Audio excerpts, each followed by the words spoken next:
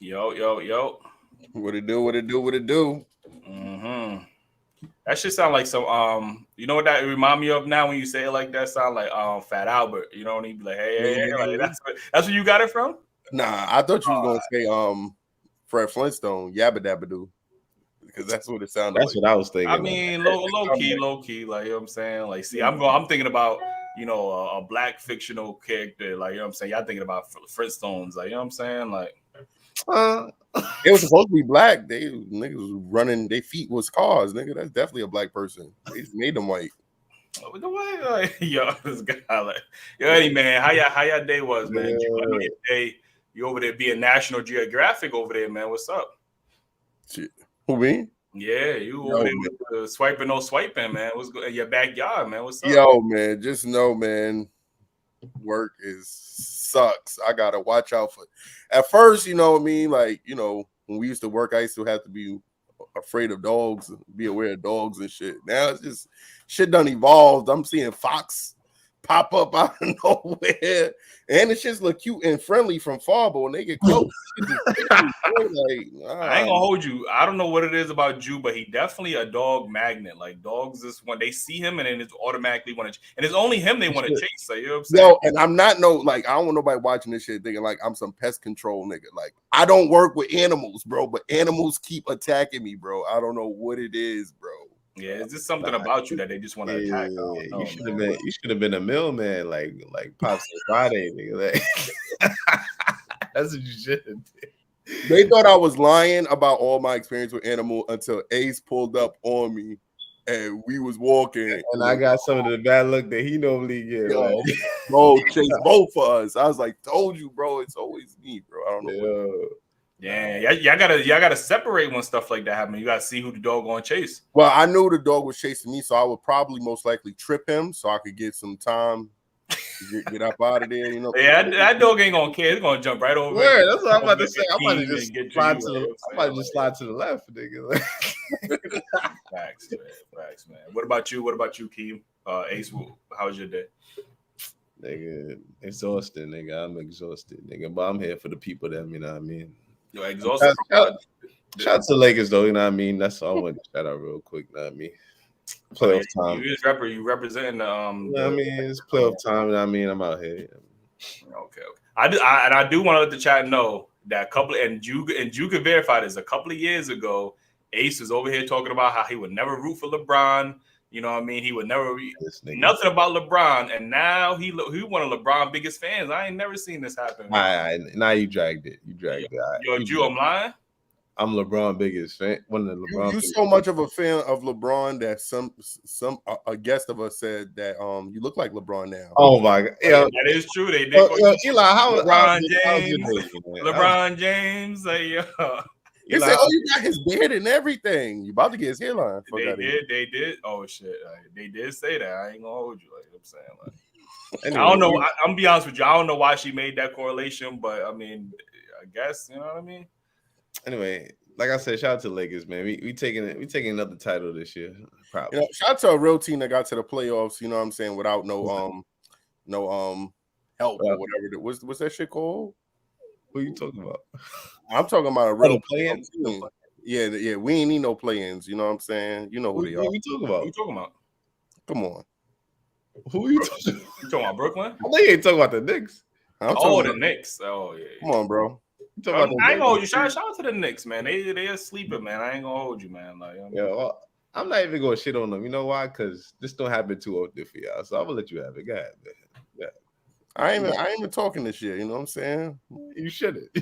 We're gonna be walking. We ain't talking, nigga. We're gonna be walking home after the first round. What you talking about? Like I'm saying. Yo, man, if y'all just joining, man, make sure y'all hit that like button, man. It take half a second. Who the Knicks play first round? They play the Cleveland, yeah. Oh yeah, they go home, bro. I ain't gonna lie to you. We beat them 3 times out of 4 this season. I mean, playoff is a different animal, man. I mean, don't say it like you making it seem like it's a guarantee they going home. Like the Knicks is a pesky group, man. Like I bet I put money on it. You know what I mean? If y'all, how much you try to put on it? I got 40 on it. I'll take that bet with you.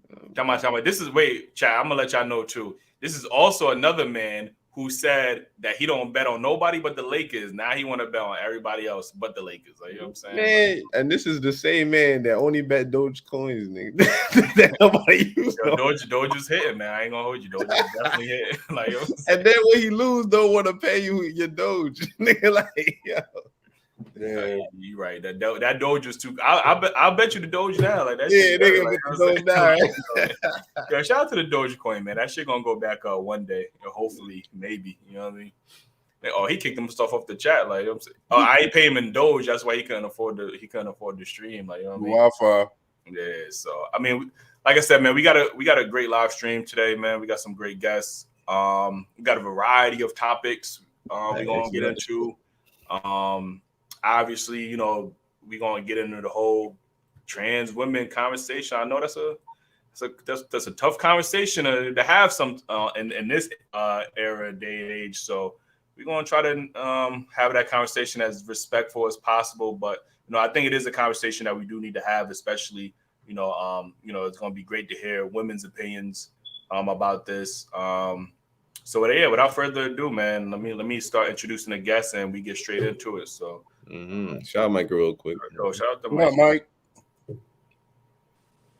Nicole, you first up, man. How you doing? Hey, I'm good. How y'all doing? We good. Appreciate you for joining the stream. I definitely appreciate that. Oh, absolutely. I got y'all. Yeah. So introduce yourself and let the folks know where they can follow you and all that good stuff. Absolutely. So my name is Nicole, and honestly, I got my whole government as my tag or my handle. So on TikTok, it's Nicole M.Austin. So just as it sounds, NICOLE, the letter M. Austin, like Texas. On Instagram is the same thing, same exact handle. TikTok is probably where you're gonna go to find it to be a little bit more exciting. I do Instagram more so for business purposes, for the mostly because I'm a life coach. So that's where a lot of my expertise comes in. I specialize in relationships and finances. So that's where, you know what I mean, like a lot of what I talk about comes into play. Mm-hmm. You definitely be active on TikTok. Oh, I'm active. I be seeing your posts. I get you over there cooking. I ain't gonna lie. Got to, you know what I mean? Mm-hmm. Got to. Appreciate you. Let me get up. Let me see who next. Yo. Hey. What's up? How you doing? Good. How are y'all tonight? Man, we pretty good. So you go introduce yourself for the folks real quick. Yes, I'm Shay. I am a matchmaker. I'm on Bravo's Love Match Atlanta. I'm a certified matchmaker and dating coach. You can find me on Instagram at Shay Primus Matchmaker. Also on TikTok at Upper Echelon Matchmaking. I think that's what y'all doing, Instagram and TikTok. Mm-hmm. Yes. So, okay. Happy to be here. Matchmaking is my. We definitely got to get into that matchmaking, man. Cause I know. Absolutely. We gonna like, you know what I'm saying. So let's do it. Let's do it. We got next. Hey. Hey, what's up? How you doing? Hey. Good. How are y'all? We doing pretty good. My name is Michaela Shante. I'm a singer and I'm a dancer. And my Instagram is _hair_killa_. Mm-hmm. Appreciate you for joining us. And last but not least, yo. Hi everyone, I'm Alexis. Can you guys hear me okay? Yeah. How you doing, Alexis? You can hear me? Okay, I'm doing good. How are you guys doing? Pretty good. Pretty good. Good. You guys can find me on Instagram. I put my name in the display name. It's at Alexis. Talk about similar topics as this podcast, and I'm a full-time paralegal. Okay. So I think I got everybody IGs in the description. So if y'all want to check out their Instagrams at least, it should be in the description. So let me get to this first topic, right? We got a ton of topics here that we're gonna do our best to get to. But the first topic is, what factors do you think contribute to a successful relationship? And I want to ask the professional matchmaker, like what factors do you think contribute to a successful match? I think that's a great question. A lot of times when people are on dating sites, they're looking at, first of all, people are visual these days. So they're always looking at, who they're attracted to. And then most of the times people start looking at, okay, well, I like fishing and she likes fishing. I like blue and she likes blue. But that's not what makes a relationship work. It's not about sameness. It's more about compatibility. And so when you think about what makes a relationship successful, it's who can be on this journey with me for the long term. A lot of times we make decisions based off here and now, not keeping in mind that you're going to be growing, you're going to be changing, you're going to be evolving. And is this person able to take the long ride with you? So a lot of times you see people get married very young and then they get divorced because they're like, we grew apart. And that's because they were short-sighted. They're thinking about right here, right now. I love this person. We like the same things. And they're not thinking about, can this person grow with me? Can this person evolve with me? And when you're compatible with each other, your strengths are their weaknesses. Their weaknesses are your strengths. And so you're building each other up. You're able to encourage each other. You're able to pick up each other's slack and take that long journey. And relationship is really more about the journey than the here and now. So many times we get caught up in the here and now. Mm-hmm. Okay. Nicole, what's your thoughts on this? Definitely agree with Shay. I think that compatibility is a very big factor. But what I want to kind of add in here is you do have to consider the journey, right? Like you do have to consider that who you're talking to today may not be who you're going to be talking to in 10 years, honestly, 6 months from now, because of how evolution is. But at the same time, when you are picking a partner, you do have to look for compatibility. You got to look for shared core values. There has to be chemistry. Like those things have to be intertwined in there. But you also have to think that if this person never changes, if how I meet them today, right now, in this instant, they never become nothing different from what they are right now, am I okay with that? And if you can't live in the potential of who they may be, you got to live in who they showing you in this moment. And know that you got to be okay with that for however long that relationship is going to be. And that's what a lot of people get tripped up at, is living in the potential. Like, I know that he can, he going to med school, so he's going to be a doctor. You know what I mean? And then homie drop out. He dropped out because it got too hard. He's not a doctor now. He's back to being a student. So are you okay with that? Yeah, potential is a big thing that I see going like with some people. Nowadays, women don't want to, obviously they don't go for potential anymore, right? You got to be able to come to the table already established. There is no potential. I'm not wasting my time anymore. And I think some guys are like that as well.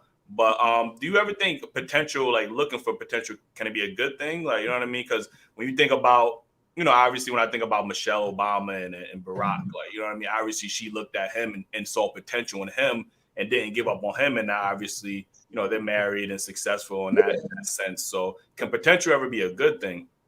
Absolutely. So I'm not saying don't look at who this person is showing you to be. Like, absolutely. That's very important. Like, you want to look at somebody for their ambition, for what you feel like they can accomplish, not just for the relationship, but for like themselves, like for them as a person. So that's important. But the thing about potential that often happens with women and with men is that people get caught up in the potential that they create for that person. So looking in that person's potential as for what they're going to do for themselves, absolutely. Please look at that. What they can offer to the relationship, please look at that. But not the potential that you created for that person. The potential that that person created for themselves. Got you. Alexis, what's your thoughts on this? I do want to agree with the first two ladies. I think in order to have a healthy relationship, you do have to be a healthy person yourself, physically, spiritually, emotionally, mentally as well. I think a lot of it comes from within. If you're looking for something healthy, you do have to be that for yourself as well, to say the least. Right. Michaela, what about you? I definitely agree with all the ladies, especially what Alexis said, because relationships are a mirror. So when you're in a relationship, you often choose the person that's kind of most like you at times. And sometimes that is needed and necessary, because sometimes you look at like, wow, like that's very triggering what they're doing. But are you also doing the same thing? There's some things in other people that you have within yourselves. So you have to actually resolve your trauma from the past to be able to get to a healthy person. Because if you're not healthy, you're not going to attract anybody that's healthy either. Okay, fellas, you got anything to add to that? Yeah, I agree with you guys are saying as well. I and I'm only like connecting to my relationship because like me and my partner, we don't have a lot of things in common, but we, like I think we kind of got like the opposites attract, and we like blend very well with each other, except for the times that we clash, and then we clash well with each other too, if you get what I'm saying. But for the most part, I do believe in the opposite attract thing. You get what I'm saying? Like I don't know, it's just different. I always hear you got to be compatible, but I mean, we got a few things we have in common, but for the most part, I think we just willing to compromise to make each other happy, and I think that's like the most important part. Shay, what do you feel about that? Shay, you can hear me? Me? Yeah. Oh, what did I think about? No, I think opposites do attract. That happens very common. It's very common. It sounds like y'all just need conflict resolution. Like you need to know how to, because you're so opposite, you need to know how to not set her off and she needs to know how to not set you off. Because what happens in relationships is we understand the things that get under each other's skin. Definitely. But when you're in a conflict, you're gonna press all those buttons, you're gonna say all those things that's gonna get her upset. She gonna do the same for you. But sometimes we hit below the belt. And sometimes you say those things that can't be reversed. You can't apologize for it. Now you got yourself in a situation. So you just got to have boundaries and things that you don't cross. Like, I'll never do this. I know this is hurtful. I know this is painful. I'll never talk about your upbringing. I'll never throw this back up in your face. Have you ever been in those relationships where people just throw stuff back in your face? It's toxic. It's like, you're supposed to be my person. I can't even be vulnerable and open with you because as soon as we have an argument, you throw it back up in my face. Then that's not creating a safe space with each other. So it's very important that you have boundaries and conflict resolution skills so that when you do have those arguments, you know how to get back to the core. Yeah, we just posted a post today on a podcast we had not too long ago. I said how, some men are afraid to be vulnerable to this with their significant other because there has been examples where our significant other has used our vulnerability against us, whether, it's in an argument or, X, Y, and Z. So I think that's why some men don't feel the need to open up necessarily because they don't want their vulnerability used against them. So yeah, I totally understand when you said that. Getting into my next topic. Yeah, no, it's absolutely toxic. Let's get to the super chats and MC Heavy Tits said if you're in your 20s, going off potential is necessary. In your 30s, it's risky. A lot of things is risky in your 30s. Big bro Niji in the building. Shout out to Niji. What up, Niji? Good, Niji. You guys are serious about a common goal, brother Jew. Blessings to you, brother. Shout out to Niji. What up, Niji? So I hear this term a lot when talking about dating is, coming into dating healed, right? A lot of people always emphasize, coming to the relationship healed. What are some steps you think you could take to like kind of have more of a successful dating life? Let me start with Nicole. What are your thoughts on that? So something I tell my clients all the time, when you're trying to craft a successful dating life, so we got to separate your personal healing versus relationship healing because that's two completely different things. When you're healing personal things, so that could be childhood trauma, that could be things from previous relationships, that could be anything like that, anything that you're trying to get through. That's something that you have to do on your own, right? Take those steps, whether it be a life coach like myself, a therapist, if it needs to be a psychiatrist, whatever it is. You take those steps or you do the self-work yourself and you take those steps to healing, right? When you're talking about healing for a relationship, like if that's where we're going, like you want to heal for a relationship, oftentimes you cannot heal for a relationship until you're in a relationship. That's almost impossible to do outside of a relationship because you're not going to know your triggers. If those things are still triggering you, you're not going to know if you have truly healed as far as how you interact with a partner, so on and so forth. So to me, first is to take the personal steps That can be, some people like to watch YouTube videos. Some people like to talk to friends. That's really important. I would say journal. I tell all my clients, journal, write your thoughts out. Sometimes, like for me, I just get my phone out and start making voice notes of how I feel, like getting those things out, getting them together, and then moving like in that direction, in that form. Real quick, I just want to answer this because people are asking in the chat. None of the women on the panel are trans. Like, you know what I mean? Like, we're just going to talk about that trans women and women's spaces. So obviously, we want women to be able to represent and talk about that experience. So I know there's a couple of people in the chat. Maybe they was confused by the title and thought we had trans women on the panel. No, we actually have. Real biological women. I don't even know what to call them no more. On the show, but now I agree with what you said, Nicole. What's your thoughts, Alexis, on the topic about what steps should people take to have a more of a healthy dating life? Oh, then she did. Oh, never mind. She dipped out. I guess Michaela, what's your thoughts on that? I think therapy is definitely important.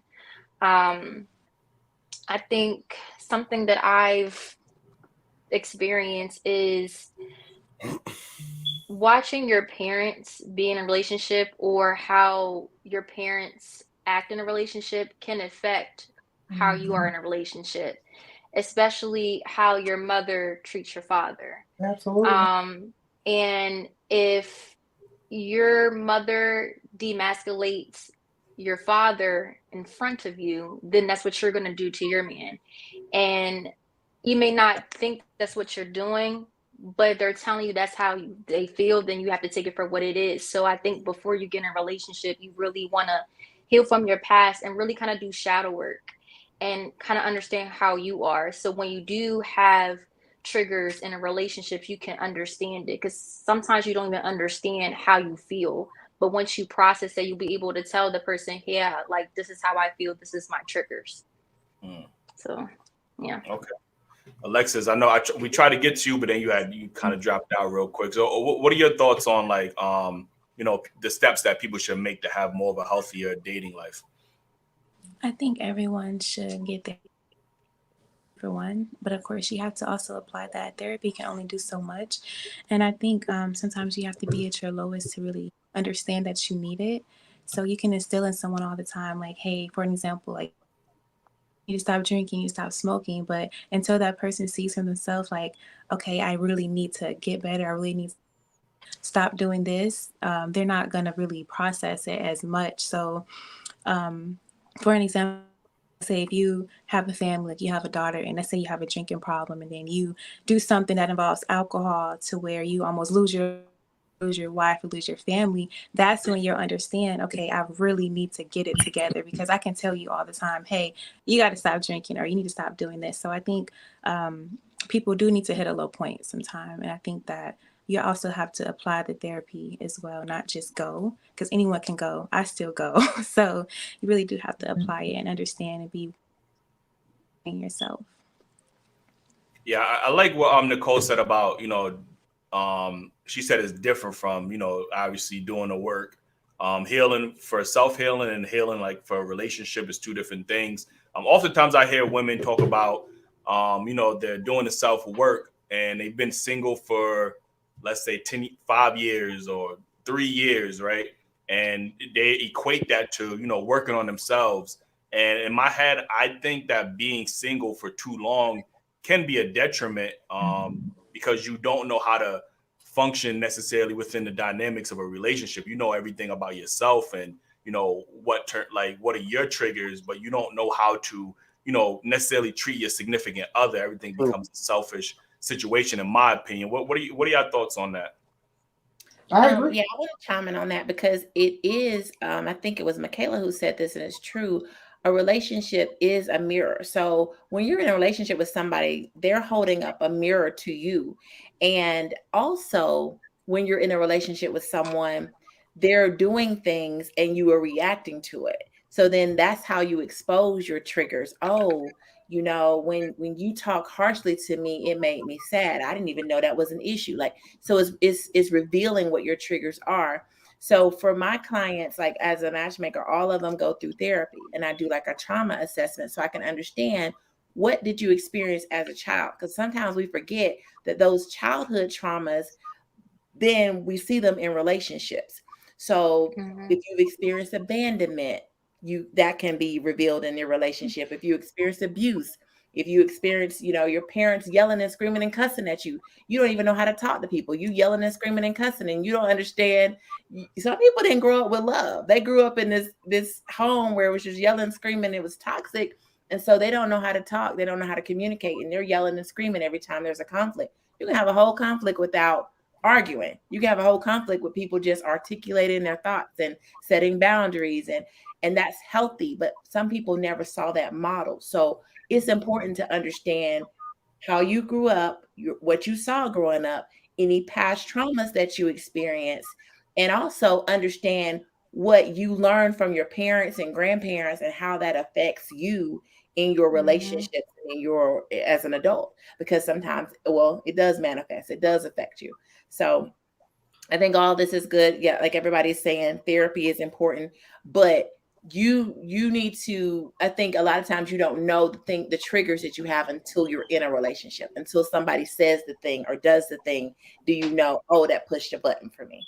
Right. Really quickly, I hear like the whole world talking about therapy, and I'm not against therapy at all. I would like to join a few sessions of my own, but I do know people that's not comfortable having these conversations with somebody because they feel like that person on the other side of the table is only going to be telling them what they want to hear, or if in a relationship setting, I got a friend who feels like they're either going to side with one person or they're going to just say the most generic shit. So they haven't tried it, I must say, but a lot of people don't feel comfortable with dealing with their relationship through therapists. What would you suggest to them?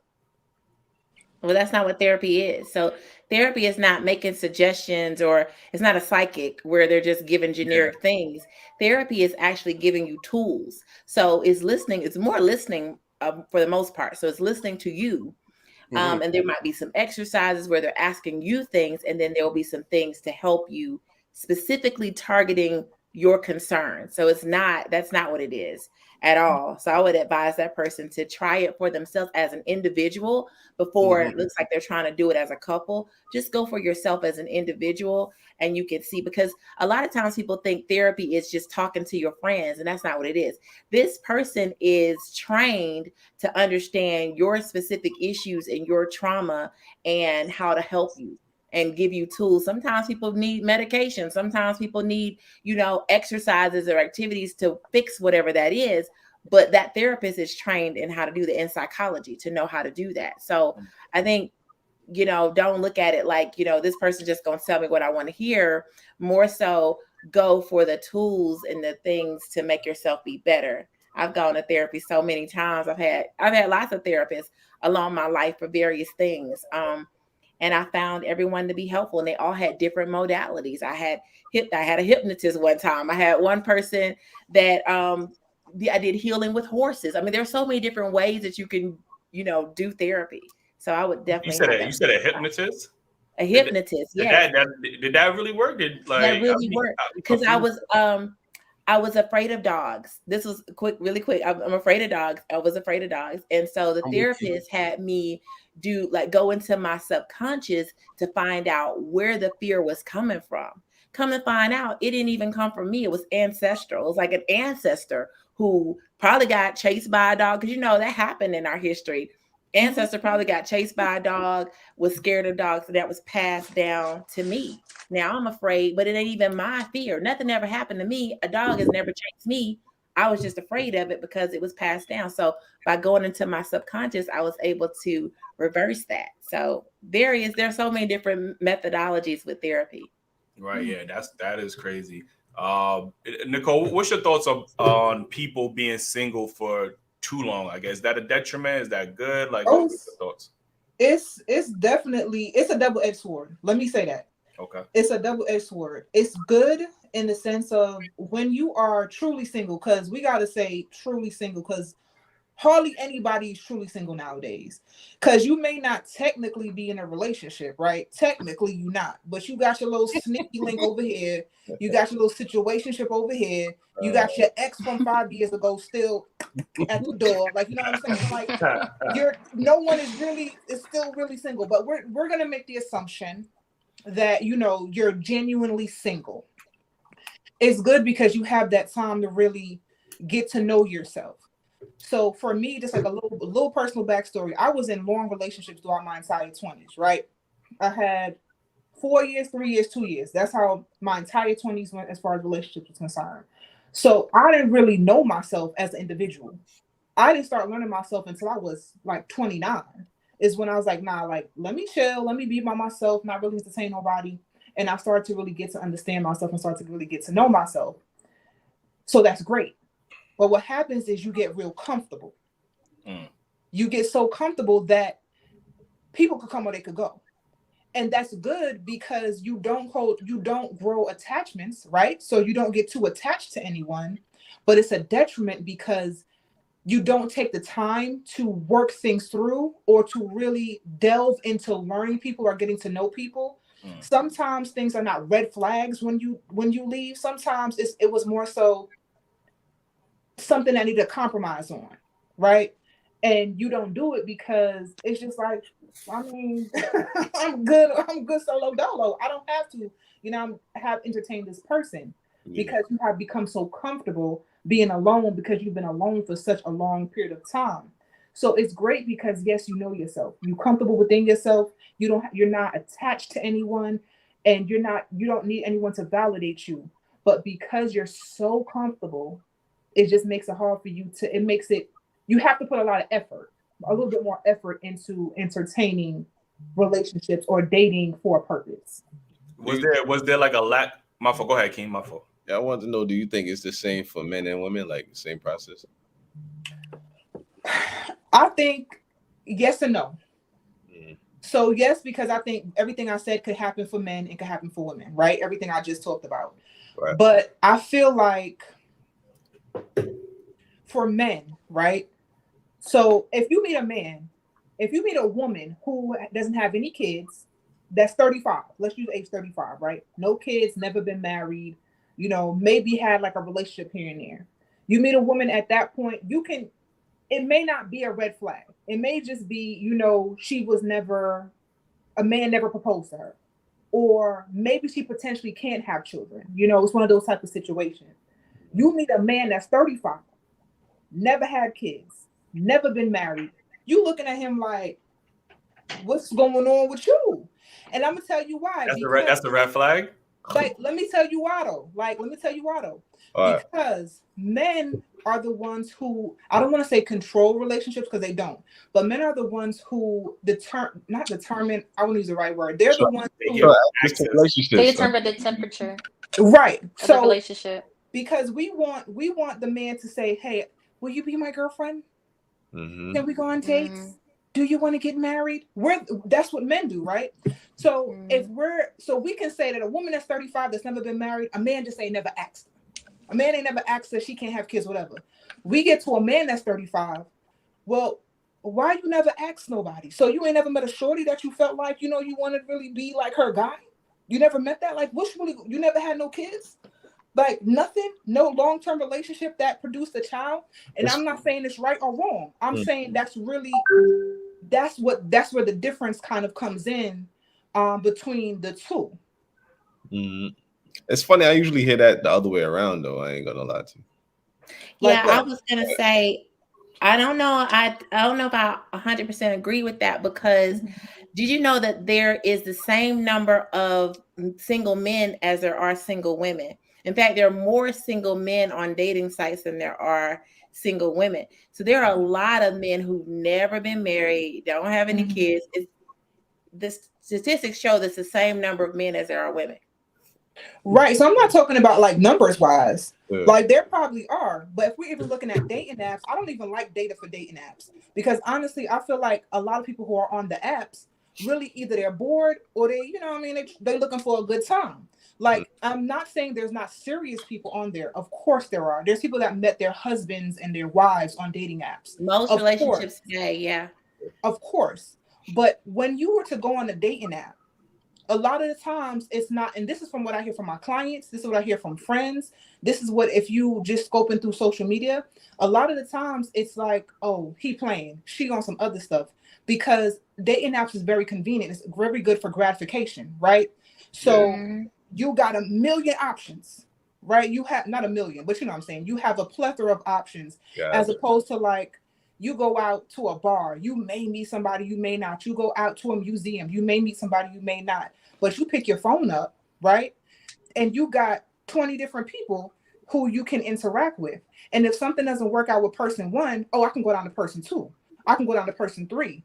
And it's just like, you're not really developing bonds. It's more so an instant rush of, oh, this person feeling me too. This person, I have all these options, and all actuality, you don't really have any at all. Right. Yeah, I think I'm more conditioned to look at a woman that might be 35 and no kids, not as a red flag, but because I'm so used to, you know, women having kids outside of wedlock, especially in the dating market. I'm going to look at it like, damn, wait a second, you ain't got a kid. That's not that it's a red flag, but it's unusual because of a lot of the women that I've talked, especially in my age now, they have kids. Like, you know what I'm saying? So I will look at it like, damn, okay, well, why isn't that? Like, you know what I'm saying? Like, you know what I mean? So I totally get what you're saying, and I get what Ace is saying too. So I just wanted to piggyback on what you said about just, you know, being single. Just the whole topic about being single for a long time. Do you think you develop a lack of patience towards people?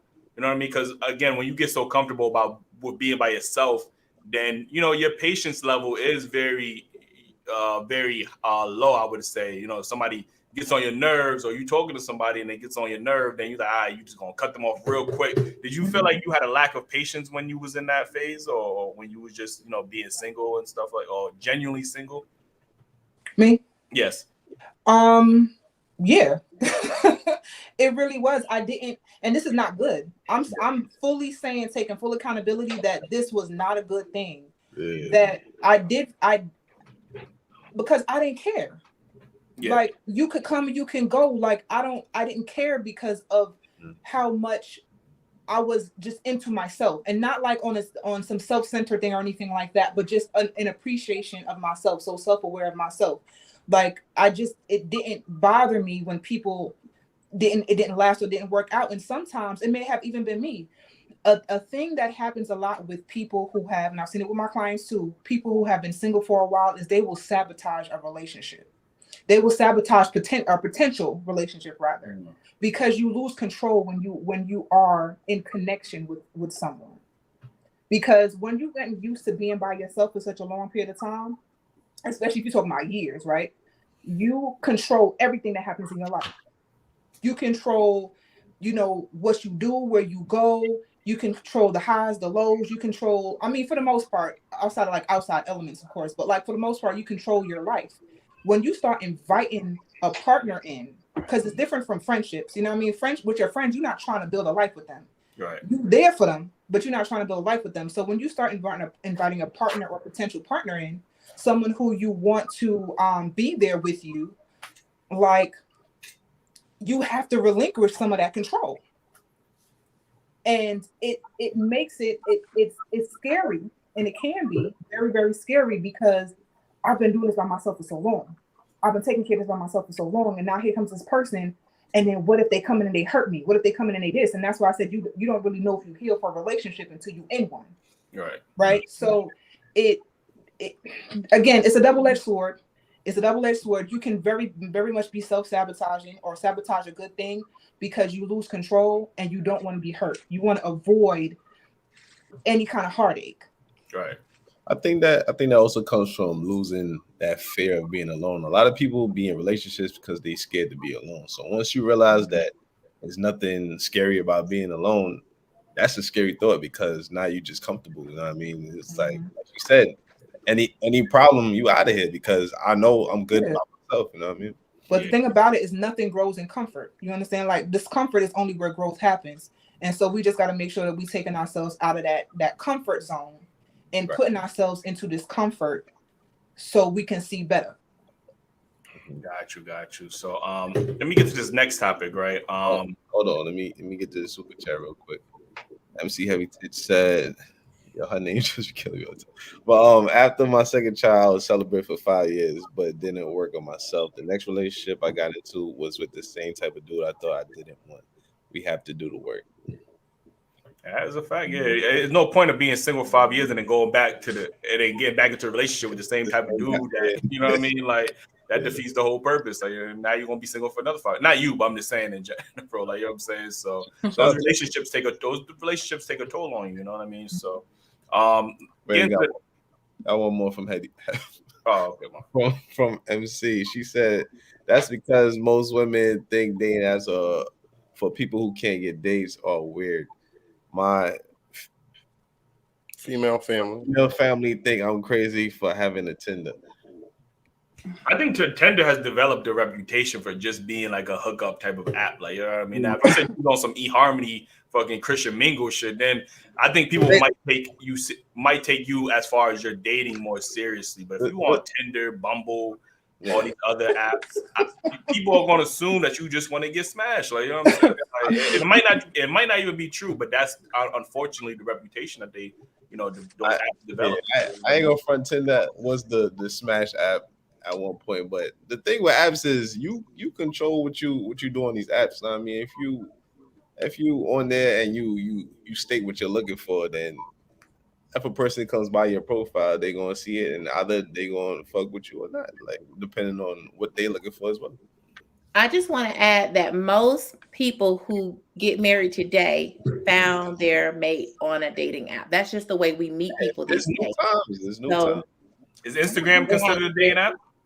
Hell yeah. Is Instagram considered a dating app? It's not considered a dating app, but most people do find their people on dating apps. And Eli, but people do use social media to interact with people as well, slide in DMs, etc. That's fact. And Eli, you always say that finding your soulmate, that your soulmate not going to be on your block, right? The high possibility of her being on your block. Yeah, exactly. Dating apps open up the possibility of you meeting your soulmate because you got access to more people. You know what I mean? So yeah, I mean that is absolutely true. Like I mean, what do y'all think are some red flags when it comes to dating? And I want to start here with Alexis. What's your thoughts on that? What are some red flags that you commonly see people either engage in or just blatantly avoid or just in general? What's your thoughts on that? I'm going to say emotional, unavailable, being emotionally unavailable. I'm going to say turning to maybe, or avoiding tough conversations, avoiding, also projecting, gaslighting, things of that nature. And just not having accountability on both men and women for the most part. Mm-hmm. Okay, that's valid. Michaela, what's your thoughts? What's some red flags that you commonly will hear people talk about in relationships? I know at least for men, if they talk to their mother in a very disrespectful way, because the way that you treat their mother is the way they're going to treat you. So if they treat their mother like trash, they're going to treat you like trash. That's black. You talking about black men? I don't know too many black men talking to their mother in a disrespectful tone. Like when I hear stuff like that, I hear like Timmy, little white Timmy, fuck you, mom. Like you know what I'm saying? Like, no, I've seen it. I've definitely seen black men talk to their mother some type of way. Got you. I've definitely seen it. But then that's a double-edged sword because then women be like, if he too nice to his mom, he's a mama's boy. You know what I mean? I don't want to talk to him either. I think there needs to be healthy boundaries. I think that there's a way to tell your mom, hey, this is my woman. I need you to respect her, whoever it is, to have boundaries. Just have respectful boundaries. So can I ask you a question? If your man pick you up, who's sitting in the front seat? I mean, it doesn't matter to me. If he wants his mom to sit in the front, it doesn't really matter. I mean, it's a seat. Okay. I mean, but I grew up with respecting your elders, so I'm just probably Yeah. gonna sit in the back. Okay, all right. Shout out to Yeah, you. we Shout out to you. we don't have full blown arguments with women like, oh, I'm sitting in the front, mama got to go in the back. I see.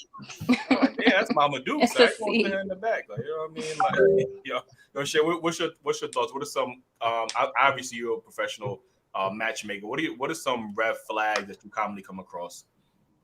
I think one big red flag is somebody being non-committal. So when you find out that someone has not been in a relationship, one thing you want to find out is why.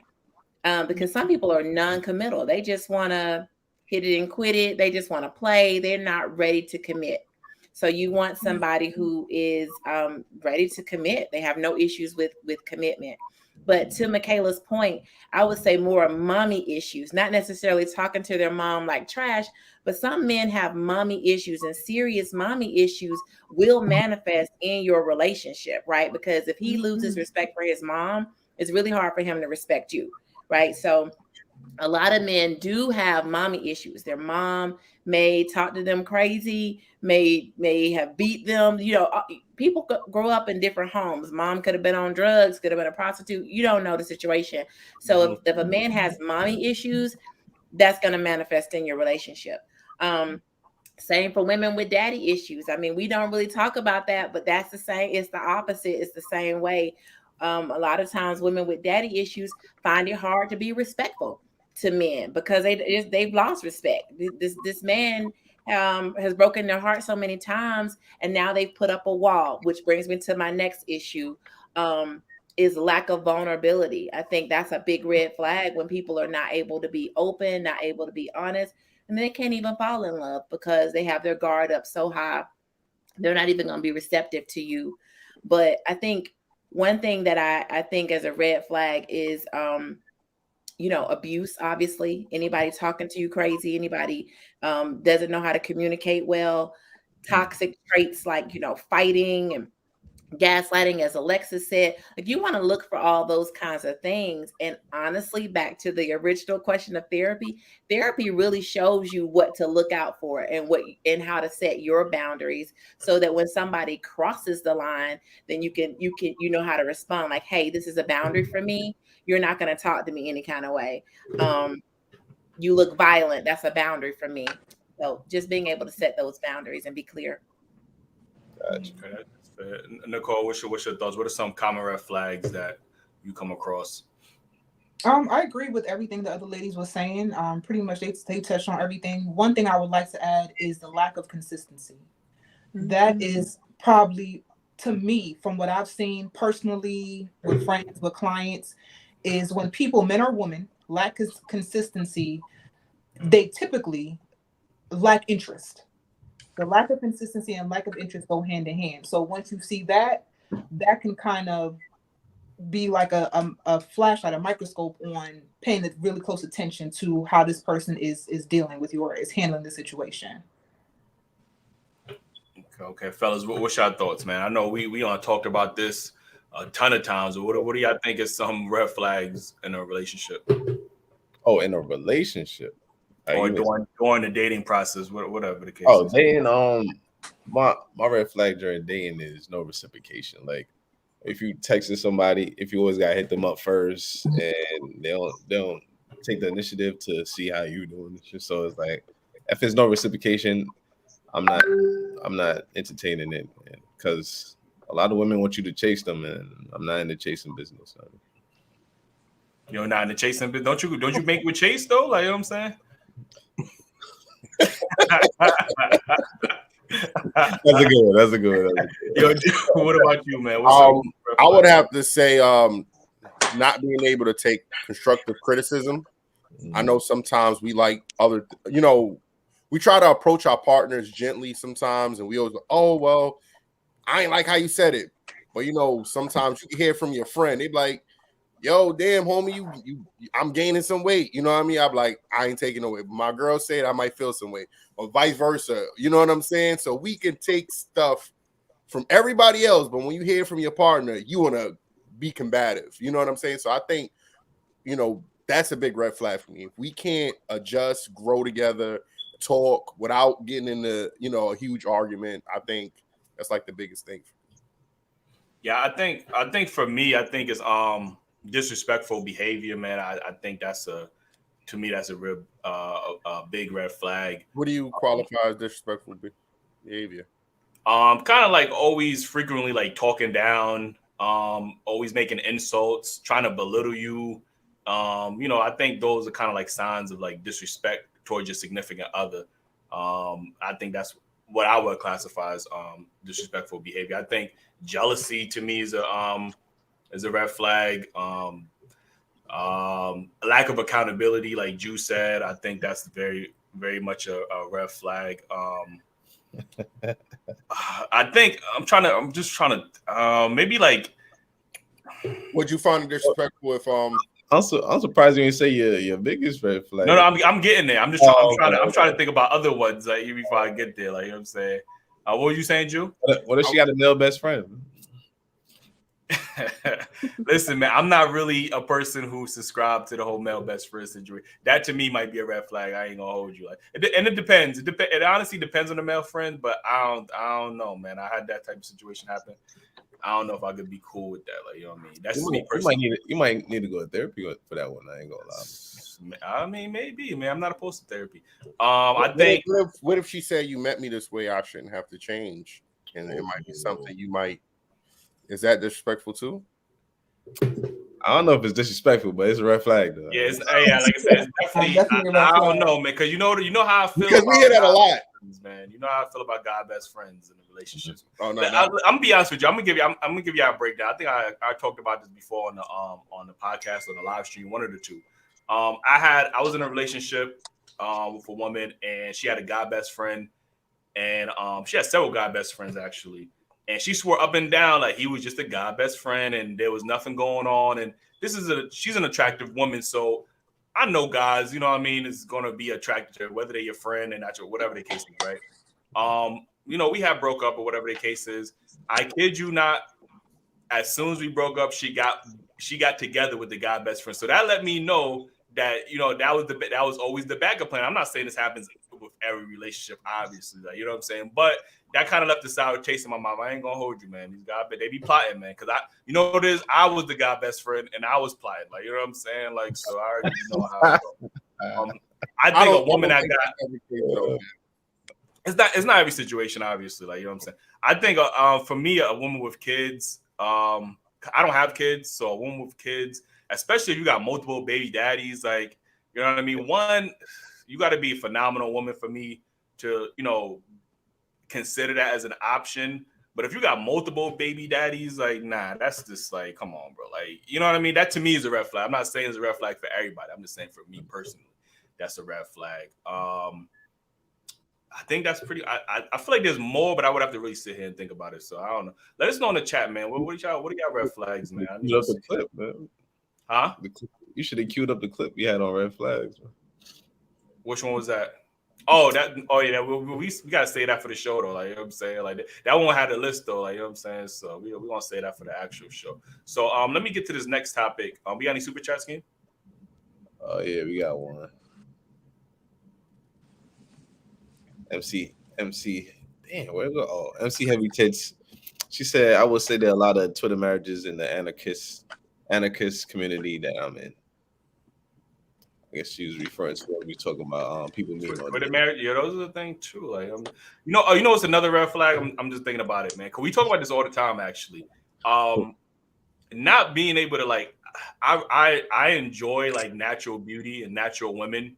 So a woman that is afraid to embrace her natural beauty to me is a red flag. Like, you know what I mean? Like I'm not really the biggest fan of makeups, wigs, like, you know what I mean? You could wear it, but I would prefer you to be your natural elements. So a woman that is insecure or doesn't want to be in her natural state as much, that to me is a red flag. But I'm just nitpicking at this point. So let me get to this next topic. I know obviously we got Nicole's a data. She's a life coach. We got Shay, who's a professional matchmaker.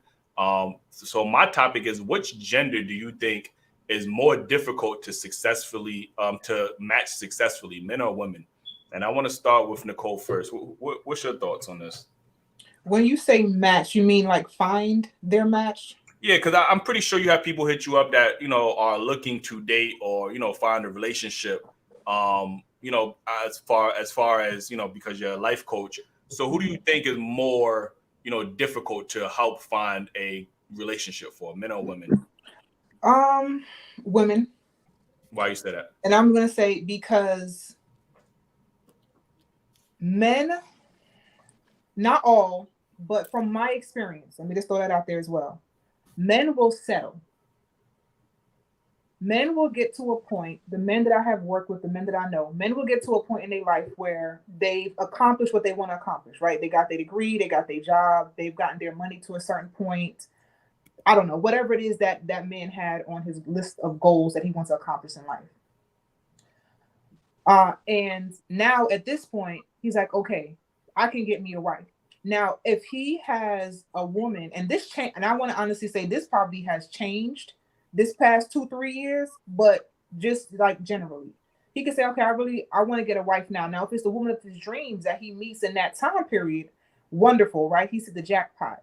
But because on his list of, because I can say men, ambitious men, they're goal oriented, right? So on the list of goals is marriage. So if it's not Mrs. Right, it's Mrs. Right now. Who's going to be there? Who's going to take care of the house or whatever, or take care of herself? Whatever the dynamic is, whether it's 50-50, 100, whatever, that's going to do what's necessary for the relationship. So cool, I'll just go ahead and get with this woman. That has so many issues within itself lined up, to be quite honest. But if we're just talking about the facts of the matter, then I would have to say men will probably be, and it, to be honest, it may even be very closer to like 55, 45, but men will probably be a little bit easier to match than women, because women can have, I don't want to call it unrealistic, because you should have what you want, but sometimes women can have unrealistic expectations of relationships. So I say this because love is very necessary for any relationship to work. Love has to be in that foundation of that relationship, because, and just period. But you have to like the person that you're with too. And I feel like that's the thing, that's a part that's missing in so many relationships. Like that like is just not there. Like that actual, this person is cool. Like this my homie. That's why the divorce rate, in my opinion, went up during COVID, because they didn't really like their partners. They didn't really like their spouses. And now they're at home together. And they're really seeing that this person really ain't it. Like they're not hitting on the cylinders that I thought they were, because now I'm spending all this time with them. Right. So for women, I think sometimes we can get caught up in like the fairy tale of love, as opposed of relationship, as opposed to what it is. Like it's work. Right. It is often a business in very many ways. And men could do this too. Men could sometimes do this. So I'm not putting it all on women, but it's not a fairy tale. Like it's great, companionship is wonderful, but it's so much bigger than that. Yeah, I've seen a lot more, and retired NBA players, get more divorces. And I was watching one NBA player, and he was just like, because he was retired, obviously he was home more, like you said, and when he was home more, he was just bumping heads more with with his wife. Then obviously when he was on the road for 82 games or 40 whatever games, during the season, didn't have to really see his wife like that, or they didn't have to interact with each other like that. But the minute he was home full time, now the bumping heads occurred, and ultimately led in divorce. But that happens with a couple of NBA players that obviously when they retire and they're home more, they realize maybe they aren't as compatible as maybe because they grew apart, like, you know what I mean? So these are successful men, right? Like these are men that went to school, played ball, got to the league, whatever. They've accomplished that. Now it's time for me to find my wife. Right. And they find, and it's whoever. It's who is there, who is available, who is accessible. A man will do that. And to be honest, I would say women probably have higher success rates though when it comes to when they match, because while I say yes, sometimes it's very fairy tale-ish, they just have, I think if we're talking on a general scale, they have more requirements. So when they're actually matching with somebody, they'll match closer to what they actually want. and then it will take it more into a long-term situation. But if we're just looking at the who's going to match quicker, it's going to be a man, because it's goal-oriented. Marriage is the goal. I did all my other stuff. I can get married now. And whoever's here, she works. So what, real quick, what do you think? Because we always hear from women that they don't want to date down, or they're not, dating down, or whatever the case is. What is, and I know obviously we all can agree that men tend to settle more than women do. So what does dating down look like for men? Because you never hear men say, I'm dating down, or whatever the case is. Even though we might settle, but you don't hear men use that terminology. What do you think would be considered dating down for men? I mean, I really can't answer that. What do y'all think dating down would be like for y'all? What have y'all looked at or seen when you feel like she ain't really doing what I need to do? She's not on my level. I don't know. I don't think that's a thing men experience. Like, yeah, that's what I was gonna say. Like, that's tough. Like, because I've never used that, or I never thought about it like that as far as dating down. Even if I didn't date a woman that I felt like maybe was on my level, I guess, per se. Like, because every woman I've always dated, I've made more money than, not that I just happen to make more money than them. But I never looked at it as, she's not on my level because she doesn't make the same amount as me, or she doesn't have, exactly what I have. So I've never looked at it. Yeah, but realistically, you wouldn't, because men don't care about women's money. Right. On average, a man is not into, okay, well, she got this nice job, she got all this degrees, she make $150,000 a year, she drive a Maybach. A man is not looking at that for a woman, for the woman that he wants to be with. That's the stuff that women look at for men, because women are looking for security. They're looking for someone to make them feel safe, for someone to provide. So naturally, if you find a woman that is not really on your caliber as far as financially, it's not going to look like dating down to you, because you compare incomes with your bros. Like, you know what I'm saying? That's who you compare income with. So maybe men don't do it, since y'all don't have an example, or if y'all feel like y'all dating down someone who is not able to meet you in the middle. So you bring all this to the table, right? You bring in the job, you bring the money, you bring in the stability, whatever, and this person is not nurturing you. This person is not making you feel a sense of helping you with emotional balance, or helping you to feel at peace within your relationship. Like, that may be what dating down is for men, since men don't care about, I always say women care about what you feel, right? What you see. Men care about what you feel when it comes from their partner. You can't see for what a man is looking for, but you can see what a woman is looking for. Yeah, I'm really honestly trying to think about that. I don't know. Let us know in the chat what y'all consider dating down, because anything I would consider dating down, I would just look at it. I would look at it in a different light than dating down. So what would you consider dating up? As for men? Yeah. Dating up, I guess, if a woman was more in a better financial situation than me, then, you know what I mean? Then I guess it's dating up. Like, that's the only situation I could think. Oh, let's say. No, she could look. Yeah. Let's say if I'm dating like a Bernice Burgos or something like that, like, you know what I'm saying? That'd be physical. Like, dating out for me. Like, it'd be physical. For me, yeah. So I mean, dating down would be you dating a ugly chick. Okay, that's fair. That's actually what I was gonna say. I think a lot of men who maybe date a woman who's not as attractive to them, or maybe that's the only the options around him aren't really what he's up for. Like, for an example, if he doesn't care for women of a certain weight, height, skin color, I think that's dating down for men, especially if he has the resources and the options to do better. Yeah, I just couldn't relate, because I wouldn't date somebody that would be considered ugly. Like, you know what I'm saying? Like, so that's why it's probably tough for me. I couldn't relate. But let me get the Shay, and then I'll get the Alexis at the end. Obviously, you're a professional matchmaker, so you would have more experience than the average person. What are some difficulties you find between men and women when you come to trying to pair them up successfully, and as far as dating and relationships? So let me caveat this, because I match very successful men and women. And the reason I said that is because when women are very successful, it's very different than if she's just an average person making, I don't know, 30,000 a year. That's different than somebody making 3, 4, 5, 600,000. Two different worlds. Women who are very successful can get anything they want, right? I can get the house I want. I can get the car I want. I can, if I have kids, I can put them in the schools I want. So that type of woman is going to come to me with the laundry list.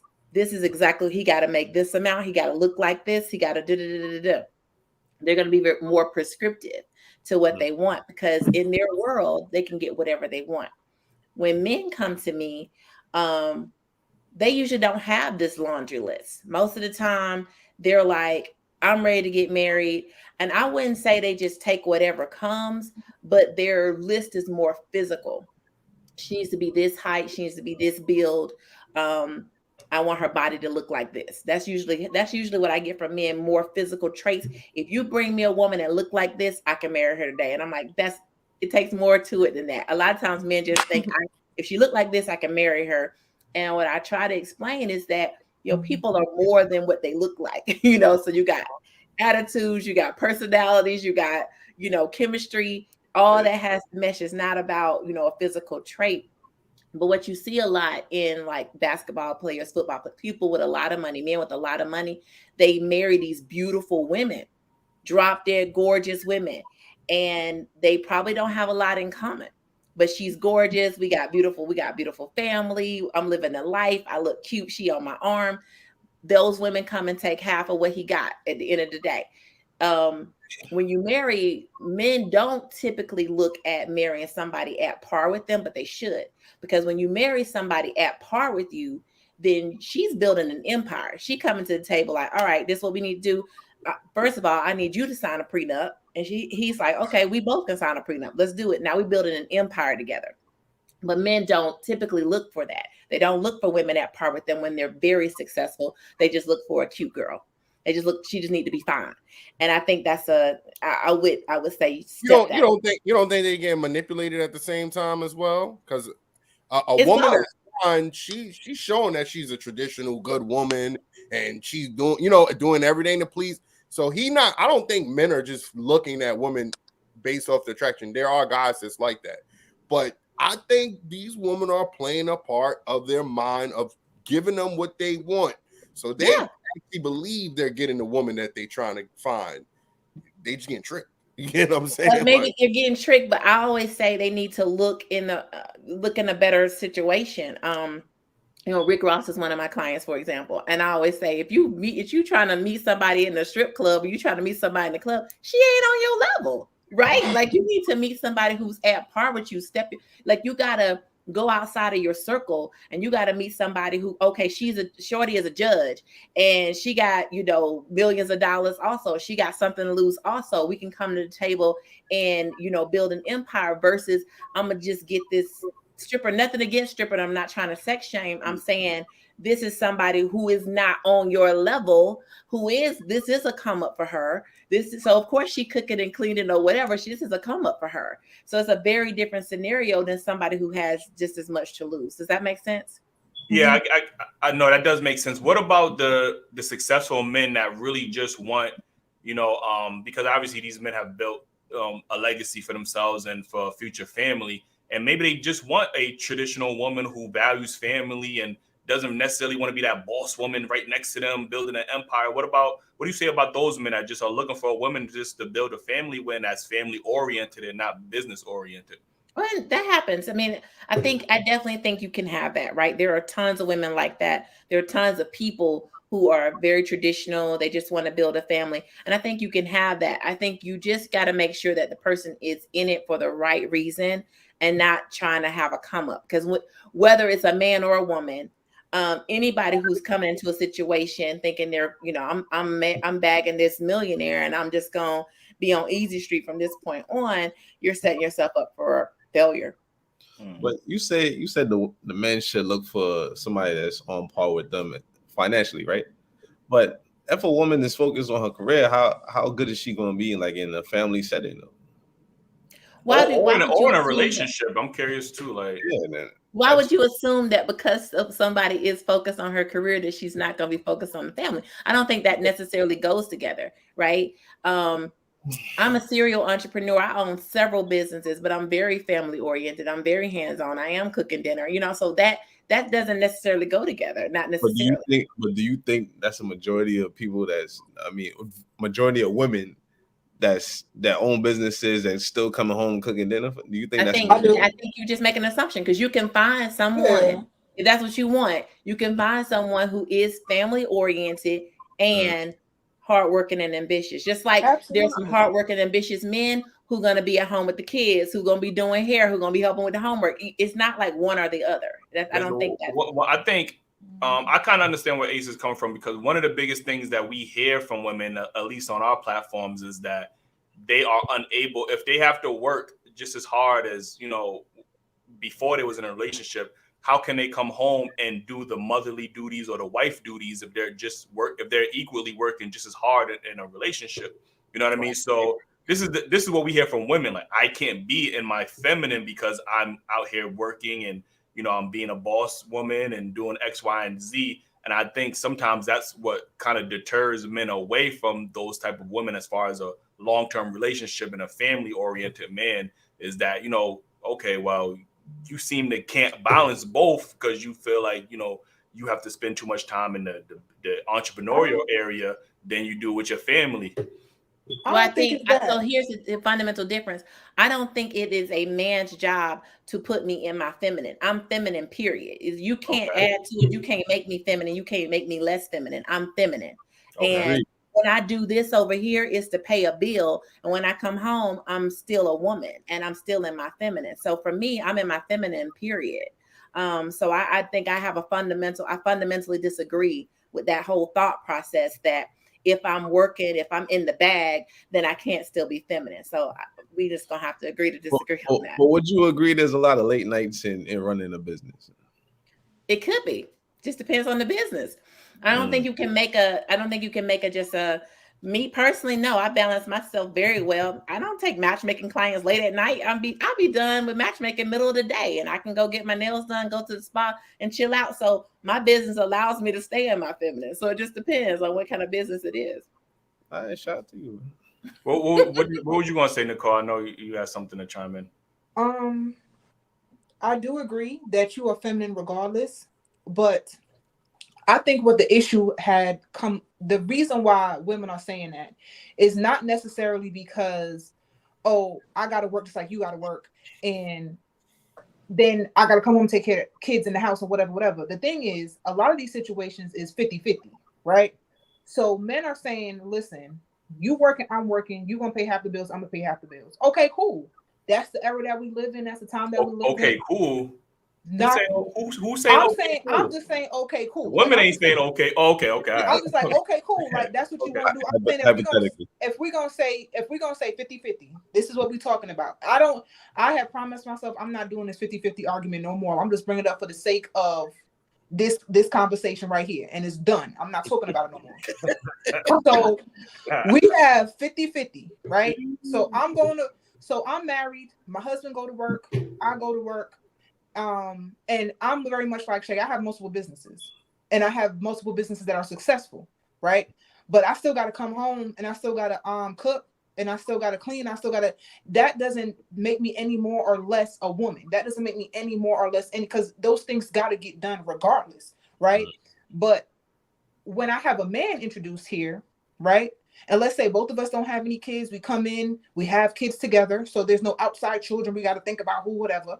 We have kids together. We have this home together, all of that. And this man coming in, he's like, you know what, baby? I'm going to pay 50% of the household responsibilities. And I want you to pay 50% of the household responsibilities. And I say, okay, baby, you got it. I'm going to pay 50% of the household and you're going to pay 50%. So what's going to also happen is that you're going to take care of this child 50%. You're going to take care of any cooking 50%. You're going to take care of any cleaning 50%. That's not what's really going on. What's really going on is you're paying 50-50 and the woman is still coming home and taking care of all the responsibilities when she's going out and working just like that man is, right? Now, if we're introducing the dynamic to where the man is paying all the bills, he's paying everything in the house, he's taking care of all the financial responsibilities in the house. The woman still works, right? And she's still coming home complaining like, well, I can't clean, I can't cook, I can't do this, I can't do that. Then that's when we got to look at something. Because you are still, and that's the argument for the woman that's like, oh, I'm not in my feminine if I'm, if I have to work or whatever the case is. Well, then that's the case, sis, pay some of these bills.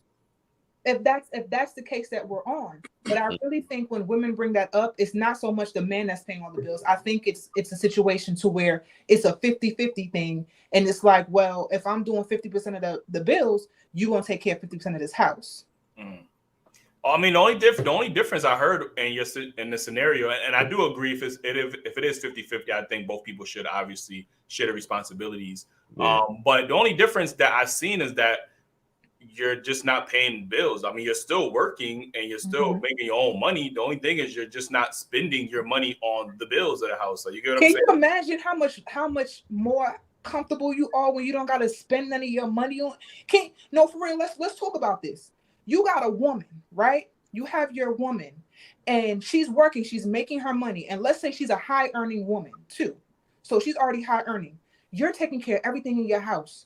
Everything financially. She don't got to worry about doing nothing.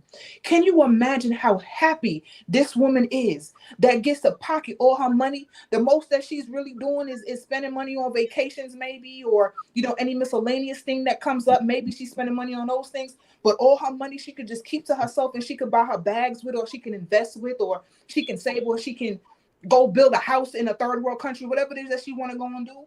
Like, that kind of joy that woman would probably have, because she's able to maintain herself while the man that she's with is taking care of these particular things financially, that is going to bring so much peace to the household, because she got her money. She not worrying about nothing. She gonna buy you a nice little gift on your birthdays and all that type of stuff. Because honestly, a woman that's really in love with her man turns into a drug dealer and a scammer. We're talking about Griselda Blanco over here. Like, that's what kind of woman we dealing with when she really loves her man, right? That's the type of time that she's on. So I get everything that's being said, but that woman is gonna be so happy. She's gonna be so much at peace. You're gonna come in, the house is gonna smell like flowers and daisies all the time. You're gonna have the toilet tissue that don't scratch your ass up when you're wiping yourself, you know what I mean? Like, you're gonna have all your favorite snacks. You're going to have the artesian water in the fridge. You know what I'm saying? That Perrier is going to, because you have created that environment for her. I totally agree with you. I think there might be some bad taste in certain men's mouths, because we just had a woman recently on our show talking about how she doesn't date for love, she dates for money. And even though she has her own money, she wants the man to spend all of his money so she could save her money in case the relationship goes sideways. So when I hear things of like, well, that woman, if a man's paying on the bills, the woman could save all of her money and buy the things that she wants and go on vacations that she wants to do while I'm busting my ass to pay all these bills. Oh, that's right. See where it might leave a sour taste in some men's mouths, but I also do agree with what you said about it might give a woman more peace as far as, there's nothing for her to worry about. You know what I mean? No, I agree. And I agree with that viewpoint. Now, if we're looking at it from that scope, to where a woman's mentality is, okay, I can stack all my money just in case this don't work out. And I think everyone, maybe 5% should have the possibility that maybe this won't work, because that's life. But you should never have that in any long-term relationship. You should never, that's not where your mind should be. It should be in this, I want this to work. I want to flourish this. I want to nourish this. I want to put my best into it, right? Now, that's where we're going to have to get into the vetting process of when we are looking at a potential partner, right? Because sometimes we don't put enough of the vetting into the actual, or we don't put enough of actually learning the people who we're dealing with into the process before we start engaging with them on long-term relationships. And that goes right back into like the high divorce rate, right? So when you start vetting the people properly, the people that you're dealing with, men and women alike, when you start vetting them properly, it is less likely that you're going to run into these type of scenarios to where now you got a woman that's really just waiting for you to leave her for her to leave you. So she got her money stacked and you out here in the wind, but she good. She Gucci if anything were to occur.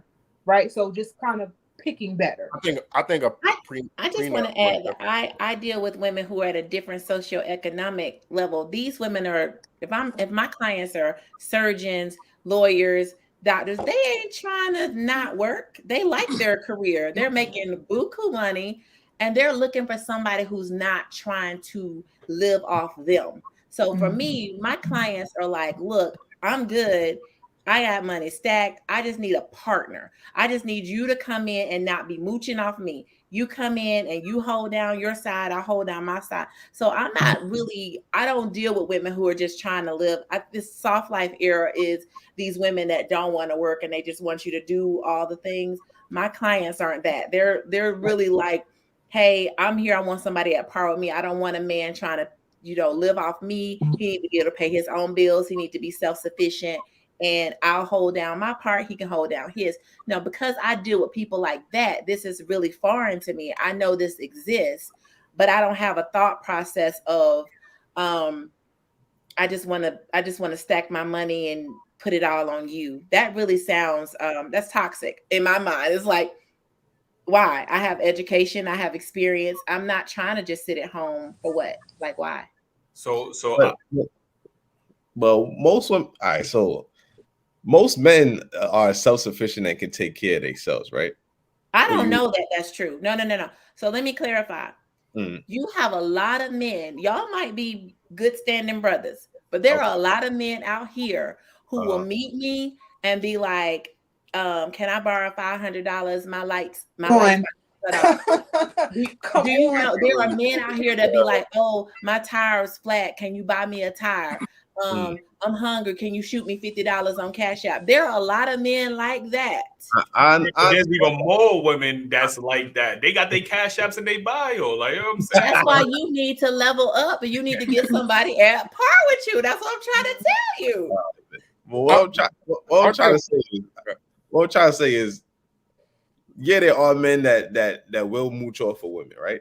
But for the most part, men are providers by nature. You know what I mean? So when a woman say that she want a man that's self-sufficient, that could be a lot of men, but she overlooking a lot of men because she want a man that's close to what she's making. But a man can make $70K and she making $400K, but he's still taking care of himself and handling his. Most of my women know that the average person can't make what they make. So they're just thinking like, I just don't want you taking from me. You said that she want a man that's going to be able to take care of herself. She good. She go where she at. She want a man that's not going to come in and mooch over her. I'm a man that's not going to come in and mooch over her. I'm not making what she making. Do you qualify? Yes. Nah, she's not going to look at that tax bracket. You ain't qualified. Yeah. Like I'm saying. I don't know why you think that. Because here's my thing. I'm gonna tell you right now. If I met, okay, you said if a man makes $70,000, he is perfectly able to pay the bills, pay his portion. We Gucci. I might be like, hey, you pay for all of our trips. You can get the car. I got everything else. It's usually how those women treat the men that's not making that certain amount of money. Those women, their voice is different. The way they saying it, how they saying it is different. And we talk about that respect. Men, we demand respect in a relationship. You get what I'm saying? So you might, and there are women that's more highly qualified or highly educated than men because they got the opportunity to go to school more than men, or they use that to their advantage, which nothing wrong with that. But then you start talking to me like I'm son, or I'm rubbing from the fifth floor, and think I'm going to sit there and accept that. And I think successful women don't know how to, turn it down and relate with their man sometimes because they're so up in their heads. You get what I'm saying? You're making so many assumptions. So you think because because she make money, she gonna be talking down to you? She gonna be belittling you? This woman that's not. You gotta understand. We talk to a lot of women on this show, man. Yeah, and a lot of women. I think you talking. I'm gonna make an assumption. I'm thinking you talking to women that's trying to get over. That's what I'm thinking. They talking to the IG baddies. That's who they. That's what you talking to. You talking to some girls that want you to pay all their bills. Y'all talking to the IG baddies, and that's where y'all messing up at. Y'all looking for them the aesthetics, right? You want the aesthetics. You want the pretty face and a nice body. You know what I mean? The slim waist. Y'all looking for the aesthetics, and that's fine because I understand that men are physical. But like real quick though, when I date or when I was dating, and I will go out and maybe they would meet me at a time like at the gym or something or whatever. And then when we actually go on a date and I'm dressed and I have on what I'm wearing makes them think I have money, makes them feel. Mind you, I don't talk to a man about my income. I don't talk to a man about my tax. I don't talk about none of that because I understand that it can get sticky. You know what I mean? It can get sticky with that situation. Right. We could be good. We could be on the phone. We could be on FaceTime, keying the whole nine. The moment that they make the assumption that I have a certain amount of money, they start getting very insecure. I date a man based on character. I look for character. I look for integrity. Of course, you got to be stable. You got to be able to take care of yourself, right? But that's what I care more so about. I may or may not make a certain amount of money, but I'm not looking for that from you. I'm looking for you to be able to take care of yourself. But what can you offer me? What can you offer the relationship as far as how can we create peace together? But they have in their mind created all these assumptions, all these oh man, like I don't know if I can and I don't know if I could, and then they start getting distant, and then it's just like, nah, because how am I supposed to do this and how am I supposed to take care of that? And and it becomes like this whole battle of income. It becomes this whole battle of I'm not good enough when I've never said that. This is the assumption that was created based on and this has happened to me with multiple men. It wasn't just one occurrence. It was at least 3. And they made this up in their mind. Where you from again? New York. I think that and I do agree. I agree with Nicole. There are some men who are insecure about a woman's finances. I totally agree with that. I want to go back to what Shay said about obviously you're the professional, right? So I'm not going to question you because you have more experience than obviously I do. But when you start off saying that women look for somebody that's on their level, right? I wanted to ask you also what other things outside of a man has to be on my level do women look for when you potentially match them? Like Nicole said, she looks for a guy with character. Normally, when we have these conversations with women, they always lead with finances. He has to be on my level financially, not on a mentally level. It's usually finances first, and then they honestly after finances, they really don't name any other characteristics. And I think sometimes that's why. And I'm not saying you're in your experiences, obviously, but I think sometimes women lead so much with a man and his finances that what other things are you looking for? Do you care if he's family oriented? Do you care if he's religious? Yeah, that's really a trash way of thinking. I'm gonna be honest with you. I don't think like that. So that's such a trash way of thinking because it's so much more to a person than how much money they have, right? So definitely like character traits are important. Integrity is important. I don't know, people are into different types of relationships, but if you are looking for a monogamous relationship, then can this man be faithful? Is he honest? Is he a good communicator? Like that's what's important. Are you sexually compatible? My thing is, as long as you ain't asking me for money and you can pay all your bills, I'm not even gonna ask you that. Like I don't pay your bills, don't be asking me for money. That's really like I don't know, but I think honestly you're talking to people who don't make a lot of money. I'm assuming that's what it is. If they're so focused on you making money, they have to not have any. Could be. Alexis, I feel like we didn't get to hear you speak about a lot of these topics. I do apologize for that. But what are your thoughts about? Obviously, you're not a professional matchmaker or a dating a life coach, but in your experience, who do you think is more likely to have like unrealistic, relationship standards, men or women? Definitely women have more unrealistic. I think a lot of women are almost when it comes to dating and especially what they qualify for, to say the least. I think universally men are the same as far as what they expect. I think respect is the number one thing.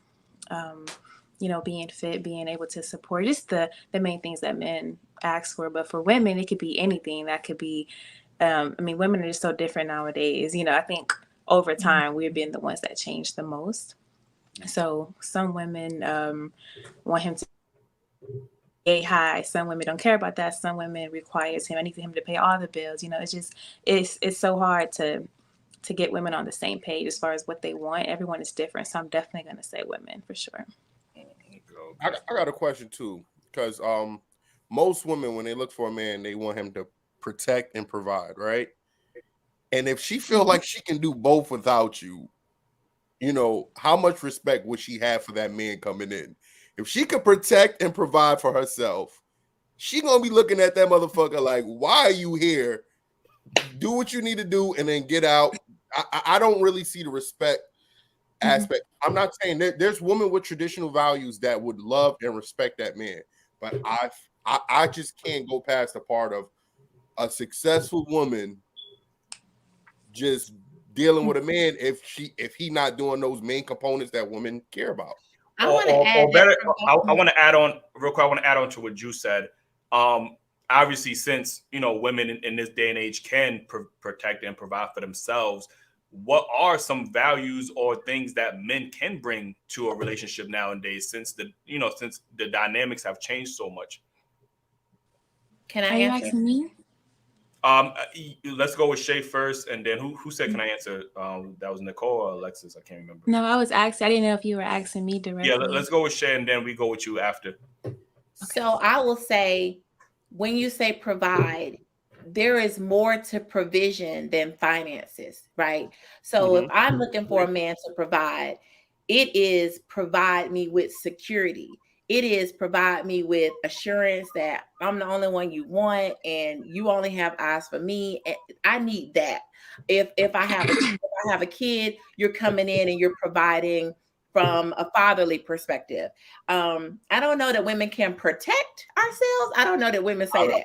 Like, I agree 100%, but they're saying that now that they just had an episode where women swear they're saying they don't need a man to protect them. They can fight a man, they can box a man. Like the man saying that his woman protect. You need to invite me on with these women because I don't know them. Please, But yeah, like, I don't even know these kind of women. But let me say this.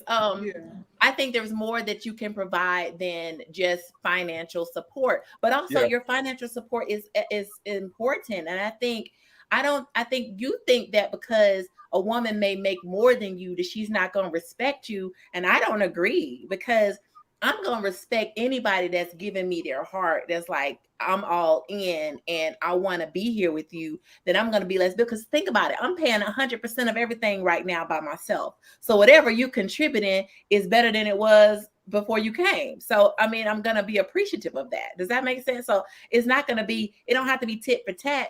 You're still providing, you're providing. I have someone I can be vulnerable with. I have somebody I can love. I have somebody I can respect. I have somebody to take pictures with on vacation. Like all these things, I can share my deepest, darkest secrets with you, and we're building love. And I think true love is built. And so you definitely have to build it over time. We're going to have some trials and tribulations that we're going to get through together, and we're going to grow, and our love is going to get stronger and stronger. That is worth something to me than just how much do you make. It's so much more to it than that.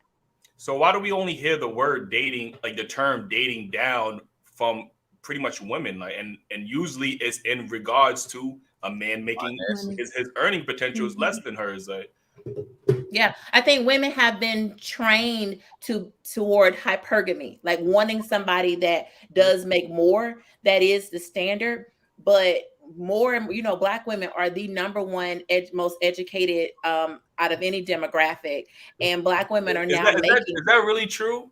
It's really true. We have more degrees than anybody. I thought I don't know. I think y'all the most enrolled. I don't know if y'all.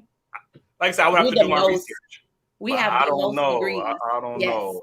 Look it up. It's a fact. When I looked it up, it said y'all was the most enrolled, but the most graduated and educated. We're the most educated. A lot of Asian Americans is, Black women are the most out of any demographic, Black women. But because of that, we tend to make more. So because that's different, we can't have this old mindset of he's got to make this, because if we're making more, it's not going to work, right? So you got to look for more that he can provide than finances.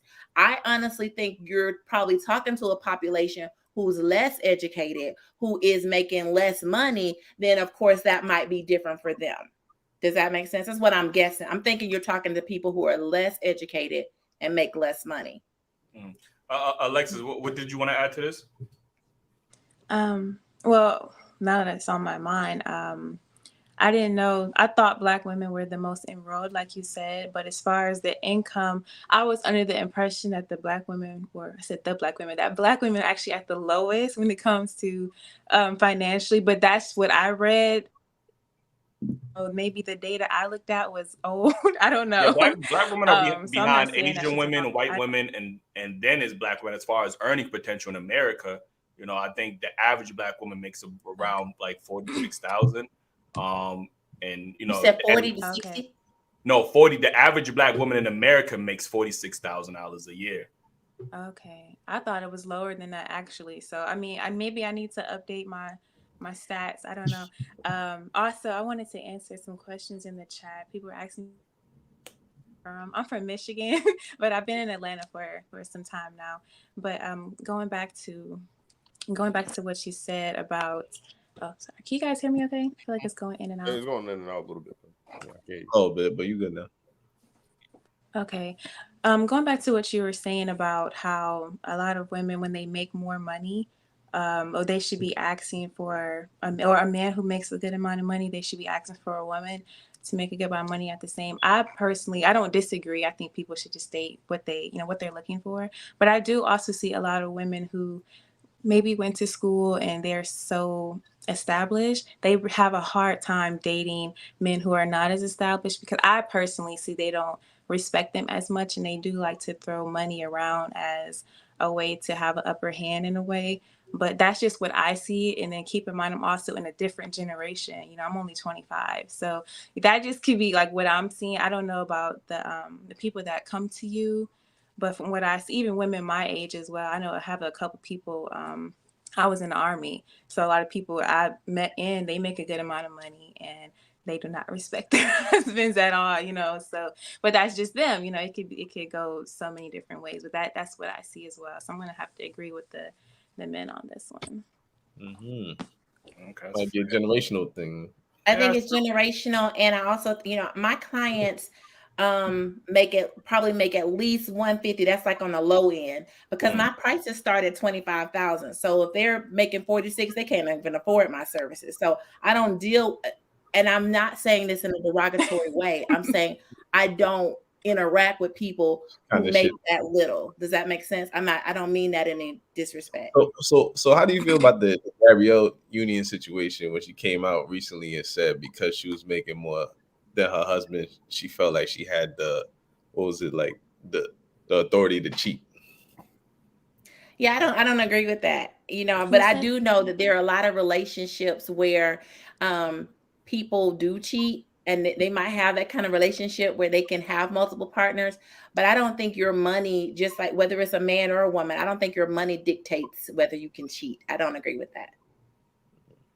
Got you. Let's get into we got some super chats, Kim. Yeah, we got a few. That money does tell you whether you're gonna listen or not, or care, or stay.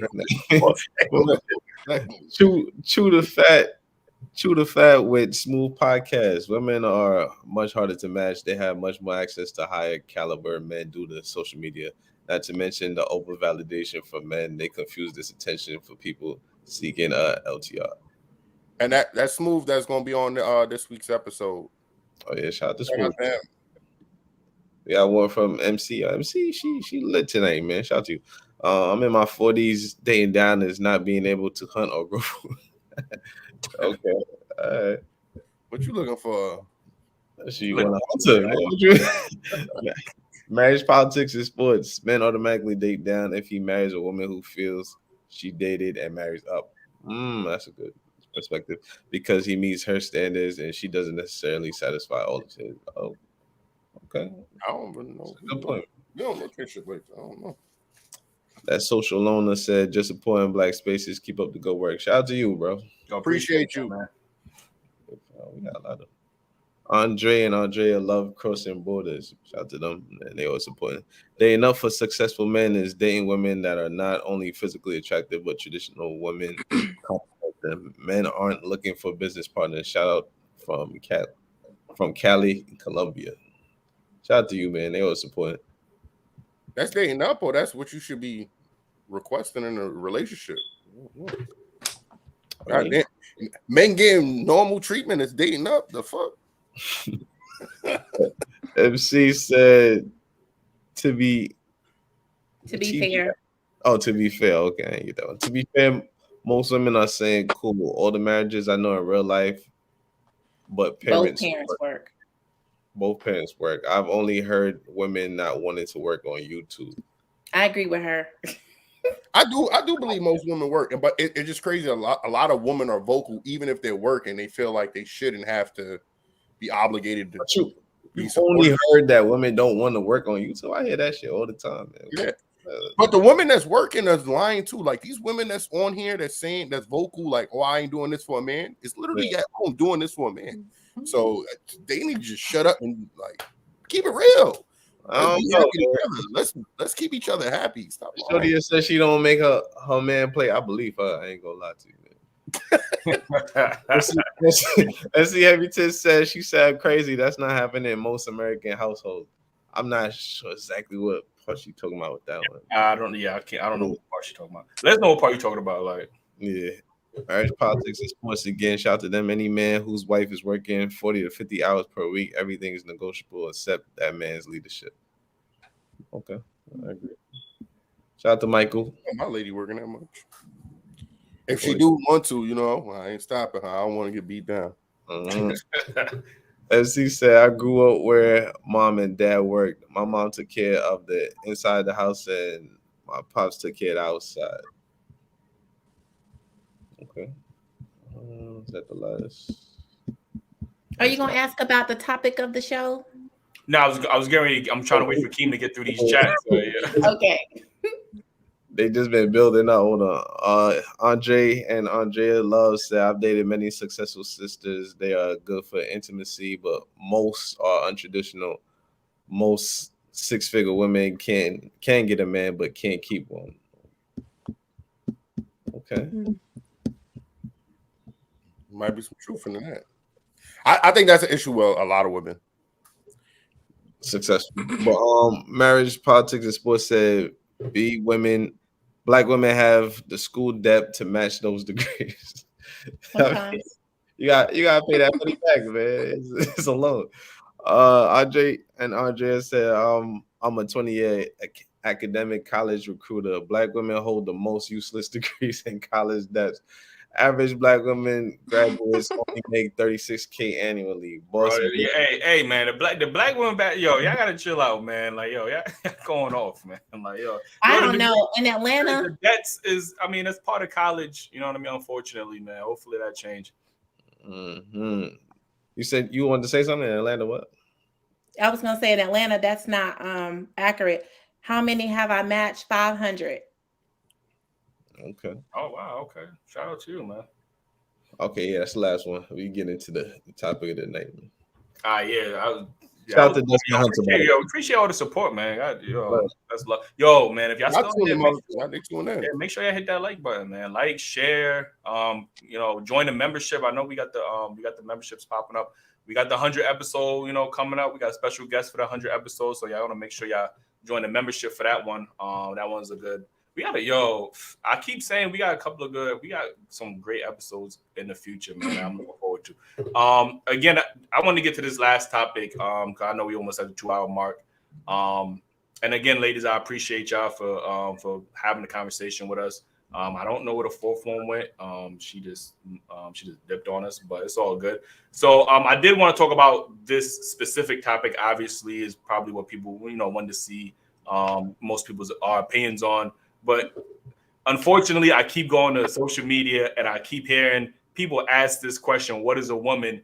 And nobody can't seem to define what a woman is. And now obviously we have this era where trans people, especially trans women, are, voicing how much they are the same as biological women. You know what I mean? And I want to play this clip real quick. It's about a minute and a half.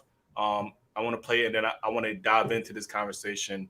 So I'm going to play the clip real quick. What is a woman? A woman is anyone who wants to identify as one. Does anyone else want to? What is a woman? It's what they identify as. That's a circular. You cannot. A cat is a cat because they are a cat. That's not like. This isn't a gotcha. It's just a genuine question. Hold on. Hold on. Go ahead. I didn't have anything to say yet. But what is a woman? A person. No, but what is the definition of what is a woman? I don't know, I'm confused now. Can you answer the question, what's a woman? I'm a woman. I'm just saying, so you give me an example of a woman, you say that you are a woman. Can you tell me, think that is otherwise, can you tell me what a woman is? Yes, I'm telling you, I'm a woman. Is that as comprehensive a definition as you can give me? That's as comprehensive as a definition as I will give you today. What do you say a woman is? I believe that everyone can identify for themselves. Do you believe then that men can become pregnant and have abortions? Yes. Can you provide a definition for the word woman? Can I provide a definition? No, I can't. You shifted from using the term mother to birthing people. Black birthing people. Black birthing people. Black and indigenous birthing people. Is the administration's official policy to replace the term woman with birthing people? I was a little taken back when I just read it and saw it, that the term mother was gone in spots and it was replaced with birthing people. Again, if we're trying to be precise in the language that's used. Mom's a pretty good word. Yeah, so shit getting spooky out here. It's getting spooky. But I do real quick, I think, and obviously we're gonna dive into it. I just don't like the fact that the biggest, I believe, and what I have seen, the biggest supporters of trans women are actual biological women who can't seem to define what a woman is, or don't want to say that trans women are not women, so they're agreeing with them and trying to force other people to believe that they are women. So, Alexis, I know you had a very big post talking about this situation. What's your thoughts on trans women infiltrating women's spaces? Oh, well, I'm not here to tell anyone who they are or what they want to be. I think a woman is someone who was given the abilities, chosen to bring the spiritual form to the physical realm through our bodies. That's something that women were designed to do. I think it's someone who is sensual, someone who's feminine, someone who needs to be protected. But I don't want to say that just because a woman cannot have kids, it doesn't make her less of a woman. But a lot of trans people will say, well, every woman can't have kids, or every woman doesn't bleed every month, but it's not because they were biologically born a male. So I think a woman is just someone who was born that way, to say the least. But as far as speaking for biological women, I have an issue with that because I think, and I don't agree with the feminist movement, but I think women have fought so much for certain things. And to have someone who is not a real woman, someone who's not a biological woman come in and fill those spaces or speak for us, it is hurtful. It is disrespectful. I think changing the names and changing our identity as cis woman or birthing parent or chest feeder, it is disrespectful. We've just been women for so long, and then having to change our identity to accommodate other people, it is hurtful. I think it's disrespectful as well. Nicole, what's your thoughts on this topic? Trans women are trans women, and women are women. I feel like it is so silly, and I know why they were asking, what is a woman? It was to be funny, but I think to have to even pose this question it's very silly to me. It is it's crazy. You as a person felt like you were uncomfortable in your body. You wanted to become someone else. And I fully support anybody that wants to take a liberty and be who they want to be. I fully support that. But you have to understand that when you made this transition, you have transitioned into someone else, right? You weren't born with ovaries. You weren't born with a cycle impending. You weren't born with, now you have to, you are bearing certain things. The biology of the male body and the female body is completely different. So many of those elements are different. I don't care how many hormones you do or you don't take. So for me, I feel like everyone should be able to do what they want to do with their lives. You should be able to be who you want to be. But when it comes down to, do I want to share, have I gone through 30 plus years of my life and as a woman, living as a woman, and now to share title with someone who decided 5 years ago to transition? No, I just don't. I do feel like Alexis was saying, I feel like it's a little bit disrespectful. I feel like it disregards the women who are actually born as women and who have gone through life, especially black women who have gone through life and experienced the trials that it is to be a woman. Shay, what's your thoughts on this? First, let me say I am an ally to the LGBT community. I agree with ladies that trans women are trans women, and cisgendered is what they would say about us being biologically born women. We're in two different categories. Here's where it becomes a slippery slope. When we say that trans women are women, you have men. Who do you think is sleeping with the trans women? It's men. Men sleeping with the trans women. And when you say that they are women, that means when I ask a man, have you ever had sex with a man? He's going to say no, because he's saying, well, she identifies as a woman and I do have sex with her and she's a woman, so I'm heterosexual. The people who sleep with the trans women do not call themselves gay. They don't call themselves gay because she identifies as a woman. So if I sleep with her, I'm straight. You see how that's a slippery slope? So it affects me as a matchmaker because I can't even get the truth because now we got this blurred line. And the reason why that's important is because now this man is having sex with a person with a penis. And that means they're having high risk sex. And that means they're having anal sex. And then they're coming home to me or to you or to you. And if you say, have you slept with a woman, he's going to say no because she identifies as a woman. And that's a slippery slope. Does that make sense? No. Kind of, sort of, kind of, sort of, yeah. I think,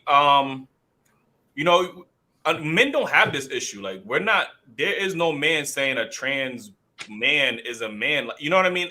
I think women's ability to be agreeable is ultimately hurting them because they feel like they don't want to hurt when they say things like, oh, well, I don't want to tell people what they can or can't be. If they want to identify, like every woman that I showed on that panel, including black women, either didn't know how to explain what a woman was or said it was okay for anybody just to identify as a woman. So like I said, the women, the biological women are the main allies of trans women. So it's a bit hypocritical for some women just to be up here and be like, oh, well, I feel some type of way when y'all are the ones in mass. It's not men that's saying trans women are women. I mean, there might be obviously like in your the men case, who are sleeping with them. You're right, but that's a very small percentage. And maybe if you live in and they're not being vocal about it because clearly them dudes is mostly down low.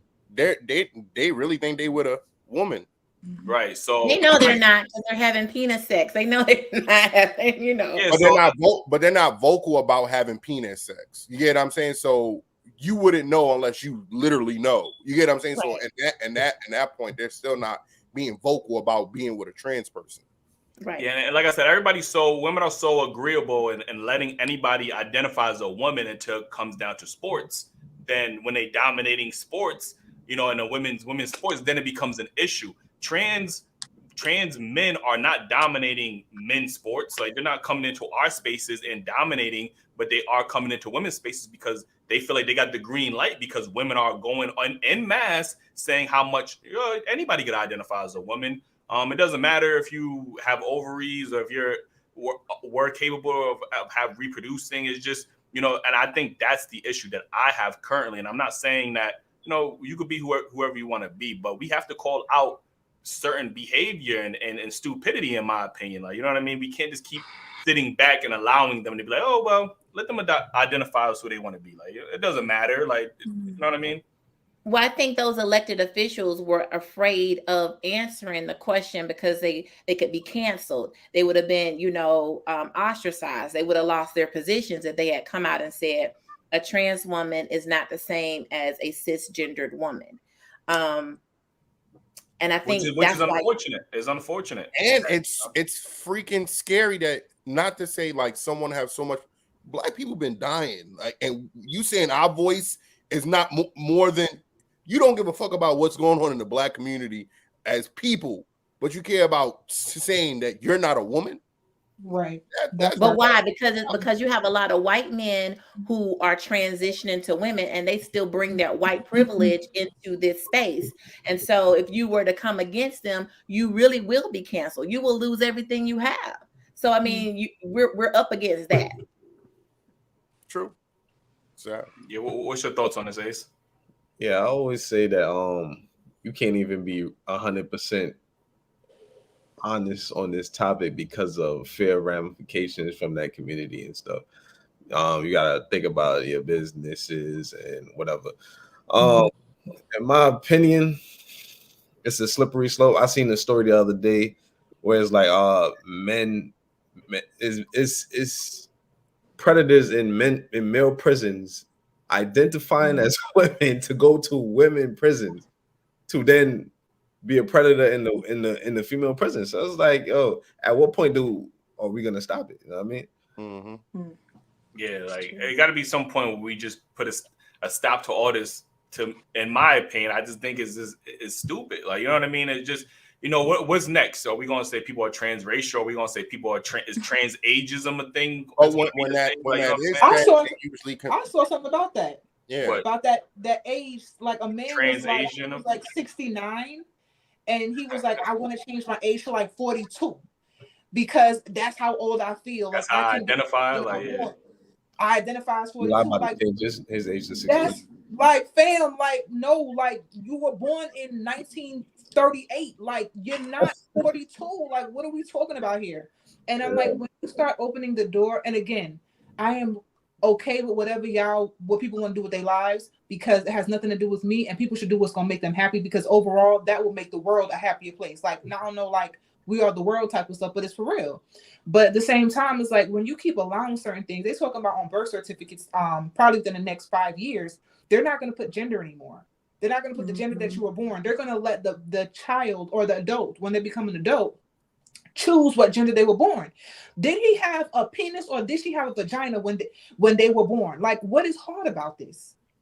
It's not disrespectful to say that this baby was born with a penis and this baby was born with a vagina. That's not disrespectful, but that's just where we have come to, and it's crazy. Ain't gonna be no more gender reveals.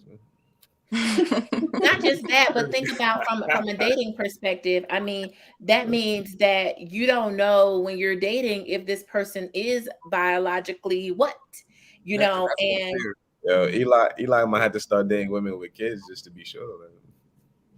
That's one way to know for sure. I gotta see them birth the kid, because they motherfucker adopt the kid or some shit. I don't know. You know what I'm saying?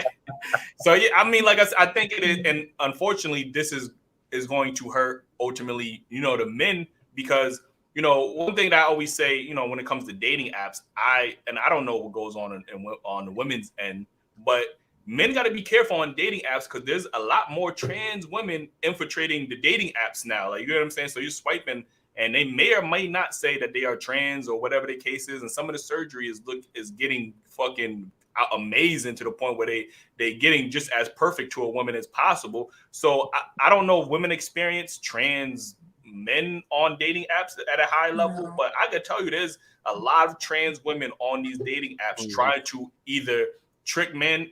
They're not even saying it on their profile. They're trying to trick men into, X, Y, and Z, and feeling like, oh, I don't have to reveal my gender to a man. I don't have to tell him that I'm a trans, and that's another issue. Not revealing that, not revealing that to a man. I think that's an issue. Not giving them the option to know.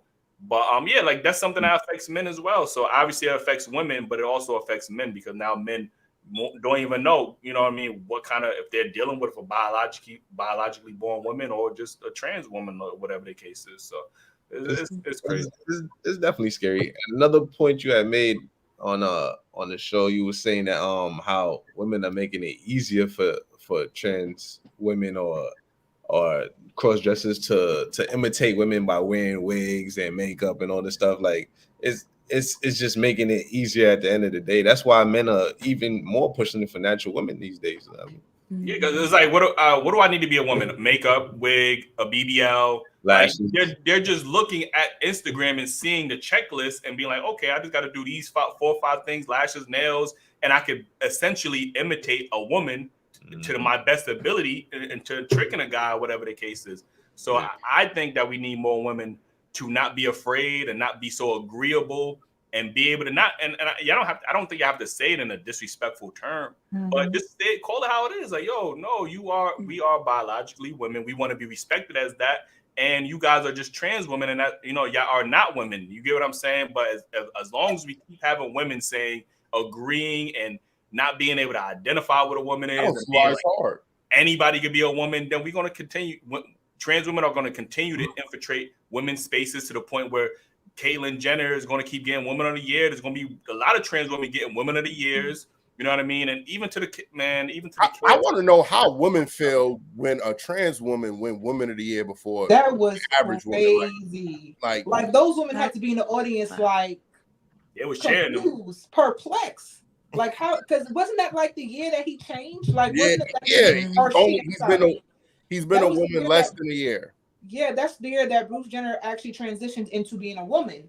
And then you have all these women that probably had 15, 20, 30 years of service that were overlooked because he had celebrity, or when he transitioned, but she had celebrity. Like, I need you to cut it out because she has celebrity. So now it's like it sets a precedence for, so I have less value. And women already feel, especially Black women, again, because I'm always about for Black women first, already feel like we are less valued. Not feel, we are, right? Less valued. And so now, why y'all advocating for them? Who is y'all? There's a lot of Black women advocating in that. I advocate. It was two Black women in that clip, like, you know what I'm saying? I think it's more political, like they said. It's politics. It's political to save their careers and stuff like that. But honestly, I'm more scared for our future. Like, you know what I'm saying? We got children who are now being told they can literally transform, as youth. And look, no disrespect to people that have these feelings or whatever sex change, whatever. I actually want to talk to a group of people in that community to understand a little bit more, because I've heard, I don't know if you guys heard of that comedian. Her name is LaFlame, but she's in the trans community and she always speaks on how trans women are not women and she's a trans woman. You get what I'm saying? So you get both sides of it. And I mean, no disrespect, but they're just not women. You know what I'm saying? Like, I've heard this other situation where this young lady was in the gym and she said one happened to be in there and she was scared because all other women were, undressed, and then she just seen a piece. You get what I'm saying? So imagine how uncomfortable that could be. Now, you know what I'm saying? I got a daughter. Imagine her being in there, young little girls walking around seeing that. That's not fair. You get what I'm saying? Like, I think they should have their own category. But one of the things, because I'm very close to a trans woman, very close. And one of the things that's difficult is they don't like the masculine parts of themselves. So they don't like it, and they don't like. So it's psychological. It's like they go through something called body dysmorphia, where they look in the mirror and they don't like their broad shoulders. They don't like having a penis. They don't like what they see, and so they go through this, taking the hormones. They go get a psychiatric evaluation in order to be able to transition. And it is psychological. It's you know that it's a psychological condition.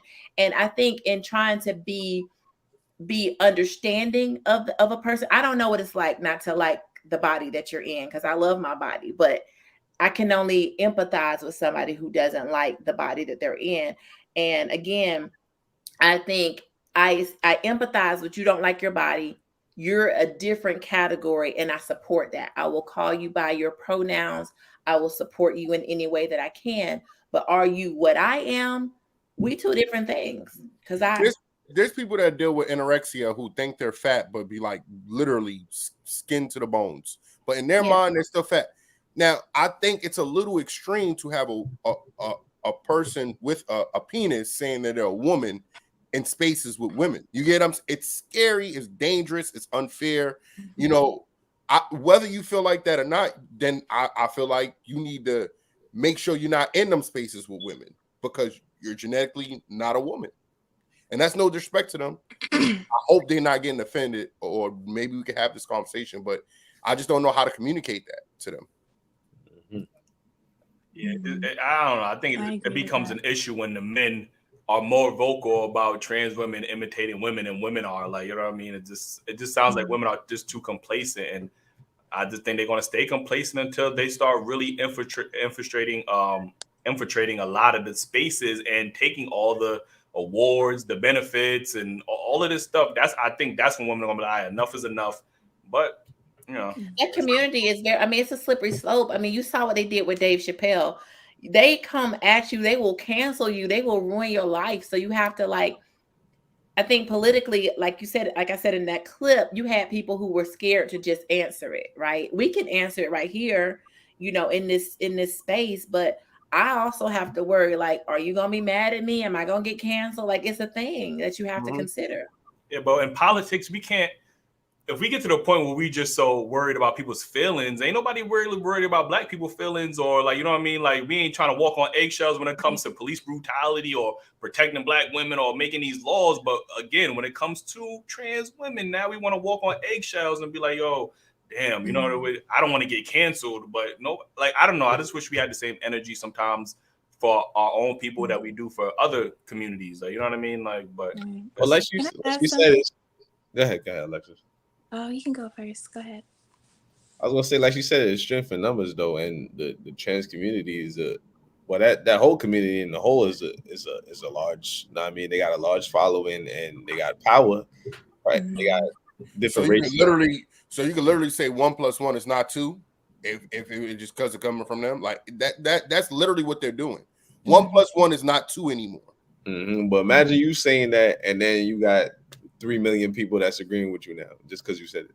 And I will hope I have like 50 million people that is agree. Like, you know what I mean? Like, we need more support. Like, we can't let people bully people into not having an opinion. And I think that's what people are doing. It's not an opinion. It's fucking life. I mean, it is. You are a man. Alexis, it's not even an opinion. What you wanted to say, Alexis? I was going to say that because their community is so protected, I think it's so hard to say anything against them. But I also think with Black women, it's almost as if we have no allies, or maybe a lot of Black women, because I never supported them, but I think maybe a lot of Black women in particular wanted to support them to almost seem like, okay, we have someone who can come to bat for us if we ever need anything. But now that I think it's almost like a backstab thing. Like, okay, well, y'all let us in, but now we're going to go this far to get into your space and to take your identity or whatnot. But there's a reason why they have to say that they're trans, because you're not a woman. You know, they're two different things for a reason. But if you think about it, they're gonna take the trans out pretty soon. I'll tell you that. Like, in the same way, women join the feminist movement and see how that worked out for y'all too. Exactly. I mean, that's I'm happy you said that, because I wasn't alive at the time, but I think the Black women joining the feminist movement was very detrimental to our community. But if you think about it, you don't see a lot of trans men or, well, people who are biologically born a woman coming in saying, well, you know, I'm a man, I'm a trans man, because there's really no benefit in being a trans man. There's more benefit for being a trans woman, because when you're a trans woman, I mean, I think we all can agree there's something called female privilege. So I think you benefit from being a woman. Like, you get more protection, you get a lot more leeway. You know, you can get people don't expect as much from you. In my opinion, no, you don't. And then, like you say, you can dominate more. You can get close to women. You can be a predator to women. You know, we're more vulnerable, and I think that they're doing, because you don't see women or people who are biologically born a woman getting benefits from becoming a man, because I mean, we're different for a reason. We have different organs for a reason. We're just genetically, we're different. I don't think men and women are equal. So at all. I think I want to just add, we're not. When you look at porn, the number one search porn is she-male porn. I'm telling y'all, there is a big market for men who like to sleep. Every time No, last time, no. Google it. I'm Googling it Female right now. porn. Female porn is trans women. And there is a whole market of men who like to sleep with trans women. Oh, yeah. They are on OnlyFans being flued out. Men pay these trans women for sex. Thousands and thousands of dollars. That's how they get in these surgeries. Because think about it, most of these trans women can't work. You're basically a man in a wig. You can't get a job.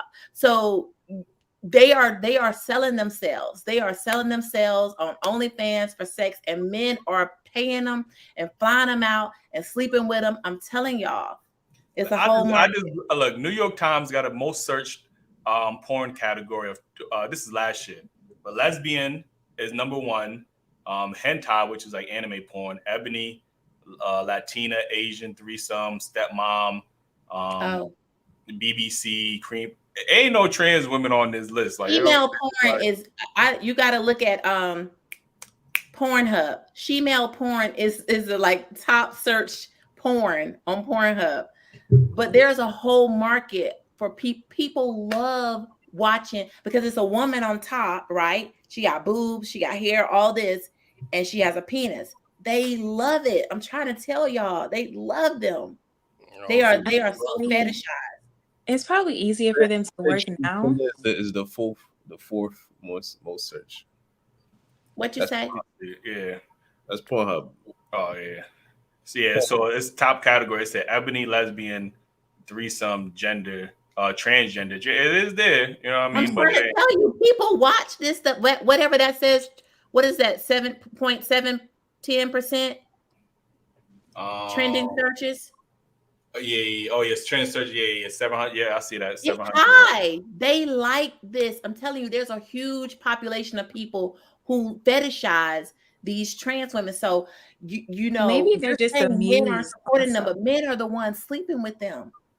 Maybe they're just amused. They could just be amused that I don't even know what to call it. I don't want to say a transition because they didn't fully transition. Anyone can go get implants. Most of them don't. Wait, come on. You don't think trans men don't be sleeping with women too? Yeah, they definitely do. I'm sure they do. Trans men, meaning they still have a vagina. I'm sorry, trans women. Yeah, my fault. Most of them sleep with men. So think about it. There's a lot of lesbian women. You know what I mean? You see, lesbian is up there. Like you get what I'm saying? But let me say this: most of the trans women start off as gay men. So they're a gay man, they're sleeping with men. Now I'm wearing a wig and a skirt, and I don't mean this to be derogatory to people. You identify as a woman, but essentially you're still sleeping with men. But now once they become a trans woman, they're not sleeping with gay men, they're sleeping with straight men. I'm telling you, it's a whole thing. I don't think it qualifies for a straight man. People that's saying that that's a straight man is also helping the agenda go further than what we wanted. You're not a straight man having sex with a trans person. I'm gonna be honest with you. But you can't tell them that though. I was talking to this dude. I'm in Atlanta, right? So I was talking to this dude, and very nice man. Now, the thing with me is that before we went on a date and everything, had a great time. Now we starting to get into the thick of it. Okay, like I'm like, okay, I kind of like you. So I'm searching social medias because I want to see what type of timing that you on. Like I want to see what is the vibe. Like you feel me? Like what are we doing? So I put his name, and this was like the wild part. So it's like you don't even care. So I put his name, his government, first and last into Twitter. And his profile pops up or whatever. You know, it shows retweets and replies and stuff that you like. Mostly everything that he was replying to, liking, was trans women that were extremely well endowed. That's right? How they are. So that's everything. Wait, yo, Shay. Shay, where you live, Shay? You live in Atlanta? Too? See, yeah. I think people from Atlanta, women from Atlanta be swearing that. You know what I mean? Like, obviously, it's different. This is not an Atlanta thing. It's a different climate in Atlanta. Let me tell you, this is not an Atlanta thing. It's happening everything. Y'all think y'all happening everywhere. This is not an Atlanta thing. Can I ask y'all a question, ladies? If a man was in jail and he said, "Oh, I did time in jail, so I was getting some booty, but I'm not gay," what would y'all say to him? Come on. I'm just asking y'all a question. I think he's gay. Just saying, like, you're absolutely a homosexual. Like, what are we? So why are the men Why are the men allowed to say if he has sex with a trans person, he is not still? He's not in my book. No, I think at most I would say not in he's my book. fluid. He's sexually fluid. He's bisexual at minimum. I don't think men can be bisexual. Ooh, girl, don't start. Oh man. I don't. Don't start. Ooh. I don't think men can be bisexual, but I mean, I think if you're gonna go, if you have a wife and you're gonna step out and take penis, you're gay. But with me, it is what it is, and it's not what it's not. That's how I feel about their community. You know, I can't even sugarcoat that one. I don't think there's no such thing as bisexual. The problem is these men don't tell the truth, and they coming home with you, they marrying you, and they are still dipping and dabbing. I'm just being honest. It's happening. A lot. A lot. In Atlanta, in Atlanta, I agree. Across the world, nationwide. While he's in jail, that's gay, and if he does it with a trans person, it's the same gay. Yes, because the stimulation is coming. It's the same gay. Yes, it's the same. It's the male organs. Okay, this man or trans woman is pretty, right? Got the makeup on and got the wig or whatever, like out here looking good, whatever, fine. But really, what you're going to them for is for the tool. You're not going to them to do makeup and get tips on wigs or where to get the best lace front from. That's not what you're going there to them for. You are visiting these type of people in order to get a certain type of satisfaction that someone who was born with a penis can give you. Like that's here's the real tea. Here's the real tea. Most of the men that go to them are receivers.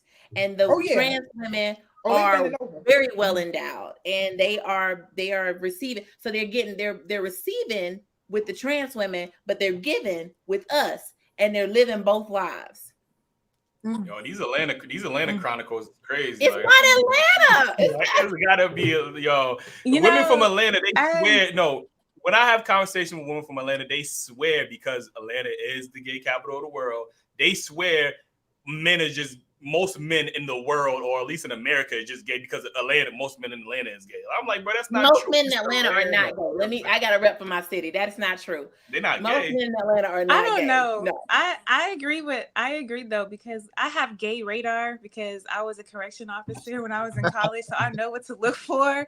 And I'm from Michigan, but also I lived in New York as well. I moved here when I was maybe 17. I've never seen so many gay men in my life, and then now it's the trans, and I've never seen anything like it before. And I've lived overseas when I was in the army, and it's crazy. I've never seen anything like it. But Atlanta, it's a totally different planet. Atlanta is a different planet. I'll say people are accepted here and loved here, and they have a position to be progressive here. But this is definitely happened nationwide. When you looked at that stat, that was not Atlanta. That is nationwide. Everybody, they in Utah Googling she-male porn. It's happening everywhere.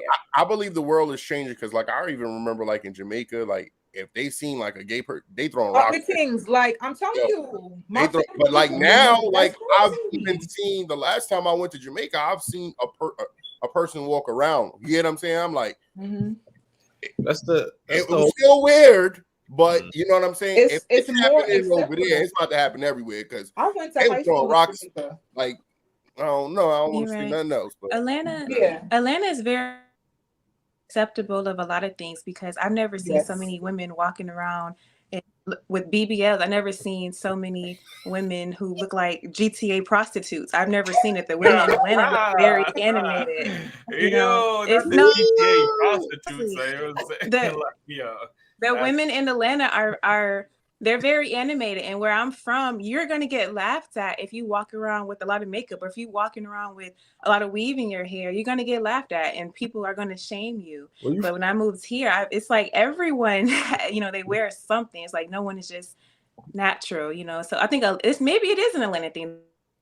I don't think the gay is an Atlanta thing, and I think sometimes people hear this message, and let me tell y'all this. Black women, Google it, Eli. I know you're going to pull this up. Black women are the number one diagnosed for HIV. Where are we getting it from? Black women sleep with black men.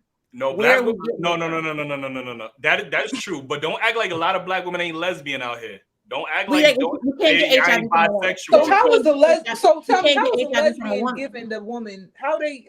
You can't get it from a woman. Wait. Tell me, you can't get what from a woman? HIV.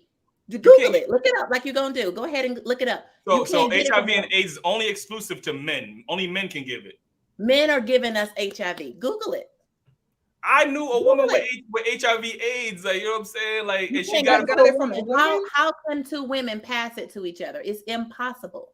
We can't give it to each other. By scissoring. I get it. Vaginal Get out of here. Lesbians have the lowest STD rate. Look it up. Lesbians have the lowest STD rate. When women get HIV, it is from a penis being inserted in us. Where are these men getting HIV? Google all that. I gotta do my Googles, man. Do your research. Let me do your research. But then also when she says that, you have to keep in mind too that maybe a man could have slept with a woman who had just had sex with a gay man or so-called gay men, you know. Like it's I mean, you got to think in Atlanta the ratio as well. Everyone sleeps with everybody. It's not Atlanta. No, this ratio, because you got to think the ratio from men to women in Atlanta is already, there's no comparison. And then there's like, we have to account for the gay men, the actual gay men who are not looking for us. You have to account for the men who are not looking for Black women, account for the age, you know, people in their 60s. I pray to God they're not still getting down with women in their 20s. So the ratio is crazy. To my understanding, it was almost 75-1. If I'm not mistaken. Female to female think, transmission women aren't going because HIV can be found in the vaginal fluids and menstrual blood. Like it's a very low rate. I think it's last time I saw it was like a 2% rate. I'm gonna come back. I'm gonna do my Googles. It's rare. It's rare, but it's very possible. The way we get HIV is from men. It's from penile sex, and the way they get HIV is probably from penile sex. So if y'all got the most HIV cases, why the men don't newly diagnosed? Newly diagnosed. Oh, newly diagnosed. Okay. So why the men out there? If they out there being gay and you having because they mess. Well, gay men have the number one cases, right? Gay men already have number one, but number one newly diagnosed is Black women. And what I'm saying is we're getting it because these men are not being honest about who they're sleeping with. And so if they're sleeping with this high risk population and then coming back to us, well, then that's how it's being transmitted. Okay. Most women don't even know they're infected. That's another part. I got a solution for all this, but y'all ain't ready to hear. Oh no, I want to hear this. Please come on. No, you don't. No, you don't. No, I really we're gonna have to end the live stream. Like, you can't throw it out and then you know what I mean? Nah, we gonna have to end the live stream. He gonna really get this canceled. Like, you know what I'm saying? Like, nah, okay, you gonna have to like send a little prop because I want to hear this, send a little message or something, a little group chat. We can talk in the back room and stuff. Yeah. Because I want to know what you know. You can do the conversation. Yo, no, do not entertain that, man. Let me get to the super chats, man. Yo, Mark X, shout out to the comedian Mark X. He said, "What up, Mark? My wife makes more than me and has never treated me like less than. I'm a truck driver and she's a lawyer." Mark, hold up, Mark. I'm gonna keep it real with you. That's because your ass is on that truck and you ain't home as much. Word. You ain't home annoying her ass, nigga. I time to come at you, boy. I'm like, oh, take your ass home. Be there for a month. Let's see what you got to do. You go ahead and get back in that truck, nigga, for you don't got no home. He gonna be back on here sending super chats about my mustache. Nigga. Like, you know what I'm saying? Yeah, shout out to Mark. Shout out to Mark. Just want to shout out the new member, Leon the second. I mean, just became shout out to Leon. What up, Leon? Shout out to you. And these should be so far. Hold on. I gotta scroll. All right, here we go. Xavier Foster said, if you can't identify as anything, then we are nothing. I mean, that's true. Nobody's anything. Well, somebody gonna identify as nothing soon, then what you gonna say then? Word. Marriage, politics, and sports says not a slippery slope. If a man has relations with a person with a Johnson, he is G, period. Look, you scared to say the whole word, boy. I was saying, I gotta say it. Not you. Not you him. Like, okay. Xavier Foster said, allowing people to lie to themselves and others. Man. I'm not sure what you was talking about that one, my brother. No, you just saying in general, like, you know, they just people are lying to themselves. Like. Okay. Talk J. Joe 4040. He said a male prisoner who has been identified as a woman. He was moved to a female prison and got inmates pregnant. Look it up. I seen that. That's what I was talking about earlier. It's crazy.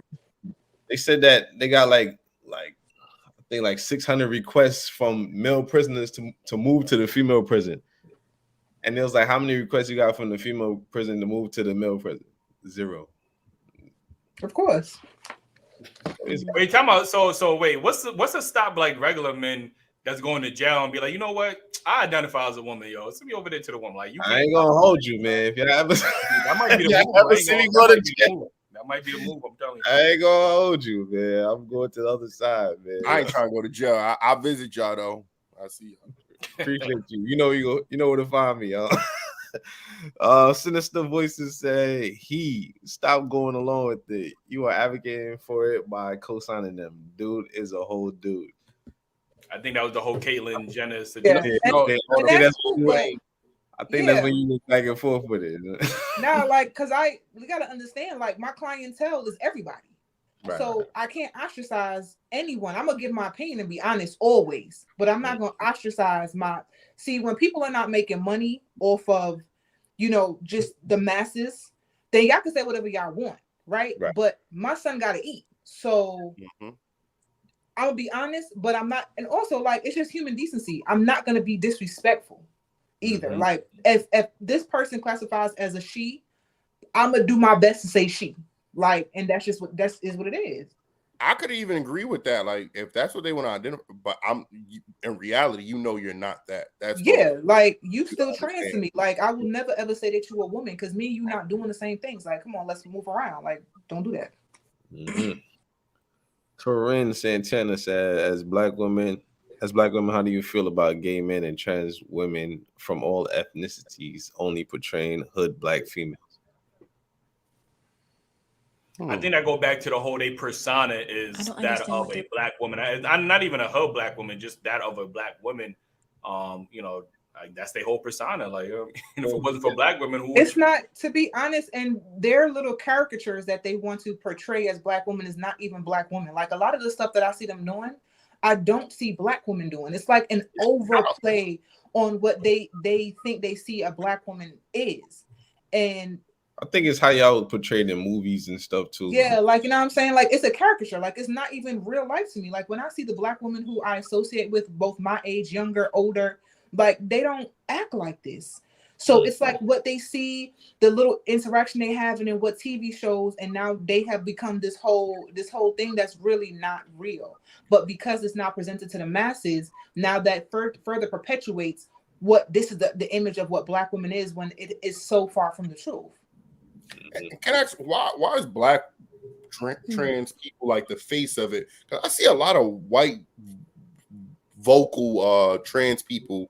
Like, why are they not the face? Why does everything with conflict usually always have a black face on it? Like, I've seen a just lot answered your question of white trans people. Even what's the woman of the year? What was it? Caitlyn. Yeah, I didn't want to say name, but yeah.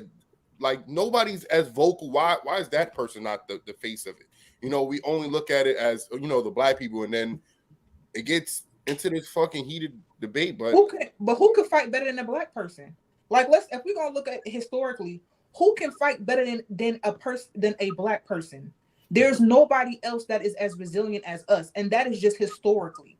They put our ancestors on ships like sardines, shipped us over the Atlantic, had us working over here like slaves. We found a way to get through that. We found a way to build communities. Then we did a stupid thing and integrated, right? You should say who's going to work for free more than a black person, because we vote for free. We do everything else. Say that too.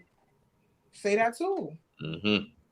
I think it's just easier to monetize off of us as well, because no one is coming to protect black people, but if you were to come for another community, you're going to have the whole community gunning for you, but you can capitalize off of black people anytime. Black people are the most kumbaya ethnic group on the planet. Come on, say that. We want to hold hands with everybody else in the world and be kumbaya by the fire camp, but nobody. That's up ourselves, man. That's exactly word. I think we all have a level of submission about us, even Black men as well. Some. Shout out to Rodney Nelson. He said, "I'm gonna call you what you was born as. I don't care about environment, workplace code. Fire me. I'm retired anyway at 32. My bills gonna be paid." You ain't gonna be able to know what they was born as soon. Like I'm saying, it's gonna be a secret. It's gonna be a question mark, like right on their gender on their birth certificate. Like you know what I'm saying. Shout out to Rodney. But if you retired at 32, send more than $5, man. That's all I'm saying. I appreciate you. But you retired, you know what I mean? I'm trying to retire too, you know what I mean? He said, "Snap pension money," like you know what I'm saying. Desmond Hunter, man. He said it's a whole agenda, so they just putting trans and gay stuff everywhere. Yo, it's crazy that these stuff are now in cartoons. That's and children's books. And that's why I think that you're really going too far, because now you're really trying to push the agenda on children. Like you're not even giving them a chance to really choose for themselves. Exactly. Children are so impressionable, and you got them they watch the most and stuff. Like it's crazy. My fault. I'm scrolling, trying to find that. I literally seen a video today of a mother that was telling the baby that he's gay, and the baby said it was like she was calling her grandfather. I'm gonna call your grandfather. Look, your grandson's gay. I'm like, it's crazy. This is a fucking baby. You can't even say dada yet. Can't say nothing, bro. Nothing. No, but and for real, like, why are we even introducing like sexuality to children? It's crazy. Like, you know, when they remade Batman and Robin, they was gonna make Robin bisexual. Here's my thing. If we live in a society for real, right? Like where I'm sorry, y'all was reading this, my fault. No, go ahead. I was saying Superman's son recently, he came out like they say he was bisexual. Superman's son, like his on the show, like on in the comic books. New comic books. You know what? That I'll take that. Let me tell you why. Because Superman's son was never really a character before in the past. It's someone that's coming in here now. So since you want to put, you want to make sure you're inclusive. Okay, cool. But why are you making Robin bisexual? I don't even know that Robin had a sexuality. Like if I'm thinking back on the comics from back then or whatever, did we ever say Robin had a girlfriend? Like did we ever bring any of that up? So like why are we not pushing this narrative of changing the character? When they tried to get, when they remade That's So Raven and they tried to get Raven Simone to be a lesbian in the show, she was like, no. I was straight when it was back in the 2000s. I'm going to be straight now. Like, why are we shifting the characters? It's like y'all pushing this imaginary agenda. Well, I think they was trying to do that because she's actually lesbian in real life. Like, so they probably thought maybe that. Yeah, but I don't think that necessarily has to be painted for children to watch. It's a children's show. It shouldn't be in children's issue, bro. Like, it's they feel like it should be equal with, they're showing parents of. There are father and mothers because that's who create children. Two lesbians don't create kids. And gay guys don't either. I've been watching Power a lot, and I ain't gonna hold you, man. It's a lot more, alternate sex scenes going on than there is regular, like, you know what I mean? So, shout out to Power, I guess. Crazy, man. Yo, shout out to Young Progressive. He said, y'all speak on real topics and do so with respect, unlike most other podcasts in this space. Check those Adam's Apples people and respect to the ones who let you know up front there's a lot of trickery going on. They be shaving them shits down. Tell you, man. They do actually. There's a surgery for that. Surgery for everything, like they trying to be perfect out here. Shout out to Michael again, man. What up, Mike? And I'm scrolling. Hold on. Andre and Andrea said the gay BC's book. It's a real book. It's not joking. It's not a joke. It's a real book. The gay BC. Oh, that's a real book? It's a real book, yes. Damn. It's for toddlers. The gay BCs? Mm-hmm. It's like B is for bisexual, A is for like anal or whatever it is. Like, They are not saying you gotta cut it out. A is for asexual. Hey, okay. Okay, yeah. My apologies, but is that ain't I've done. They going too I far. mean, at that point, it might as well stand for anal, man. My apologies. Man. Listen, man, we appreciate y'all for, like I said, pulling up and having this conversation with us. Hopefully, we ain't say too much to get us all canceled. Like, you know what I mean, I think we were as respectful as we can be, you know, about this topic. We was on that line for sure, man. I mean, it's always it's always. But let's start here. Let me take this. Can you take that super chat? Yeah, let's start here. Nicole, let them know where they go follow you at, and you know, or any other businesses, opportunities, or what, all that good stuff. Sure, absolutely. So again, on TikTok and Instagram, it is NicoleM.Austin. So my name, like the spell here, the letter M. Austin, like Texas. The link is in my bio on both of my social media sites. If you want to kind of look into what I do, I am an author. I did write a self-improvement book, so you can find it in my website as well. But yeah, go ahead, join the family. Appreciate you. Shay, what about you? Let them know where they can follow you at. And if they can pay for your services, I know your services are expensive. Like, you know what I mean? Some people in the chat might be able to pay for your services. I don't know. So I am Shay Primus. I'm a certified matchmaker and dating coach. I am on Bravo's Love Match Atlanta as a matchmaker as well. And you can find me at Shay Primus Matchmaker on Instagram, Upper Echelon Matchmaking on TikTok. I also offer, if you don't, you know, if you're not able to afford my matchmaking services, you could sign up for Shoot Your Shot with Shay, where I teach you how to flirt, and we go out on the town, and I'll be your wing woman, and that's a cheaper service. So I try to have things for everybody. Can you give a little preview real quick? I mean, preview of Shoot My Shot? Yeah. Oh, okay. So I would just, you know, something like, you know, you're very handsome. I like the way you smile. I would like to get to know you better so I can make you smile some more. You know, just like. So you saying they be? You know those veneers, right? You know those are veneers, right? No, those are his teeth. I've been noticing them all the show. So you saying the women be on dates with the AirPods in the ear and you be feeding them the answers? Like No. I just literally show them, like, when I go out, I flirt. Like, I might go out tonight, meet 10 dudes. Like, women like, they didn't say nothing to me. It's because you don't know how to shoot your shot. You don't know how to pay them a compliment. You don't know how to flirt. Like, that's what I do. But that's what I have to do to meet men for my clients. So I just became a pro at it. How does your man feel about you, you know, doing this type of job though? When I date a lot. I don't have a man. I have, you know, I date a lot of people. Okay. But I date a lot, and they know this is what I do. So I got one more question, because every time like I hear about the matchmaker, they're always like a single person. No, most of us are married. That's not true. Most matchmakers are married. Okay. Yeah. All right. Yeah, I'm actually a minority. No, because I always see like I've seen it like on a reality show. I forgot what's her name. My show is a reality show on Bravo. Is you talking about my show? It wasn't. It was somebody else, but she was another single woman. And then the Millionaire Matchmaker. Probably. And then they were saying, like, you know, how can someone who's not in a relationship tell somebody else how to get in one because they can't keep one? But the logic is flawed with that, because just because you got in a relationship with your one person doesn't mean you know how to match other people and help them get in relationships. True, I'm a matchmaker because I'm actually certified, and I'm a certified dating coach, right?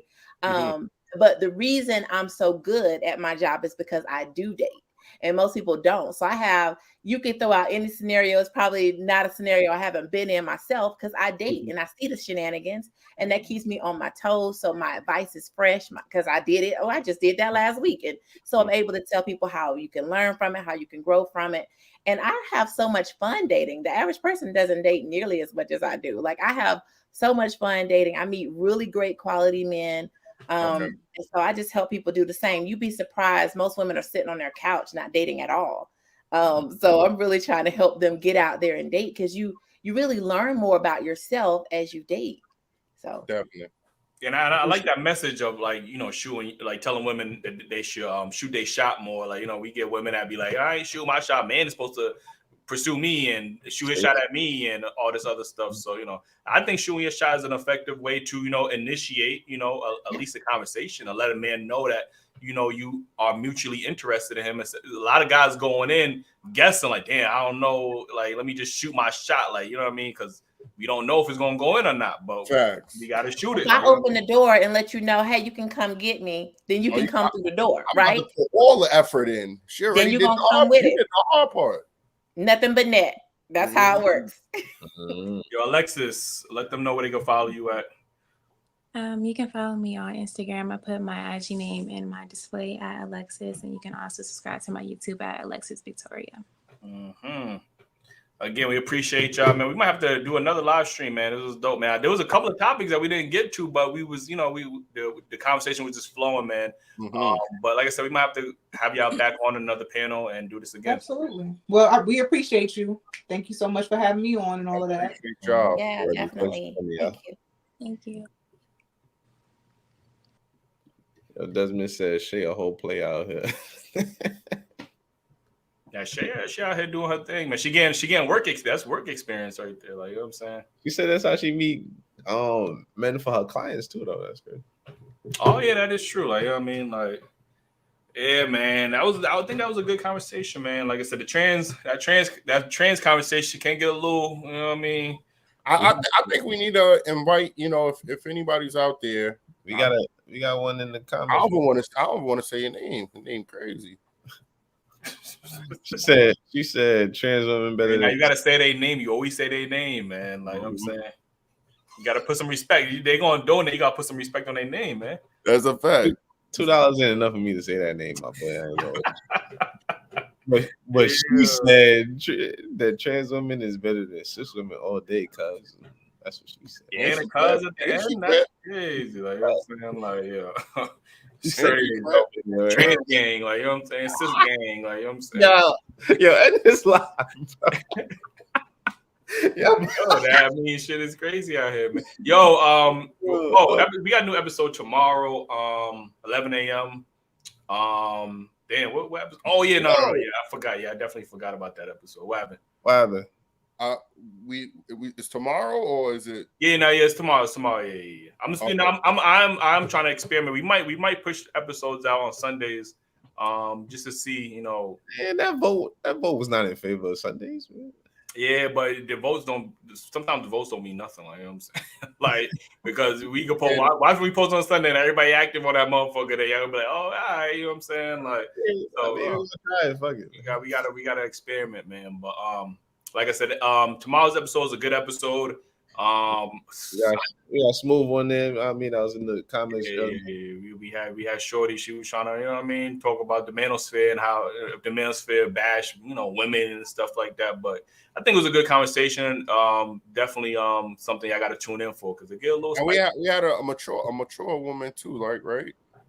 Yeah, they both. Oh yeah, they both will. I mean, as an age. So it's age that we older. have, like, you know, sometimes we have, like, you know, women our age or younger.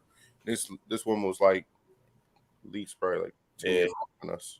And they had Shorty on the show that tricked me, man. She pulled up in sweats, nigga. Then I seen her gram. I said, whoa. And it's live. Bro, you going off the gram, bro. Come on. We just talked about how the gram is a filter, boy. Like, you know what I'm saying? Nah.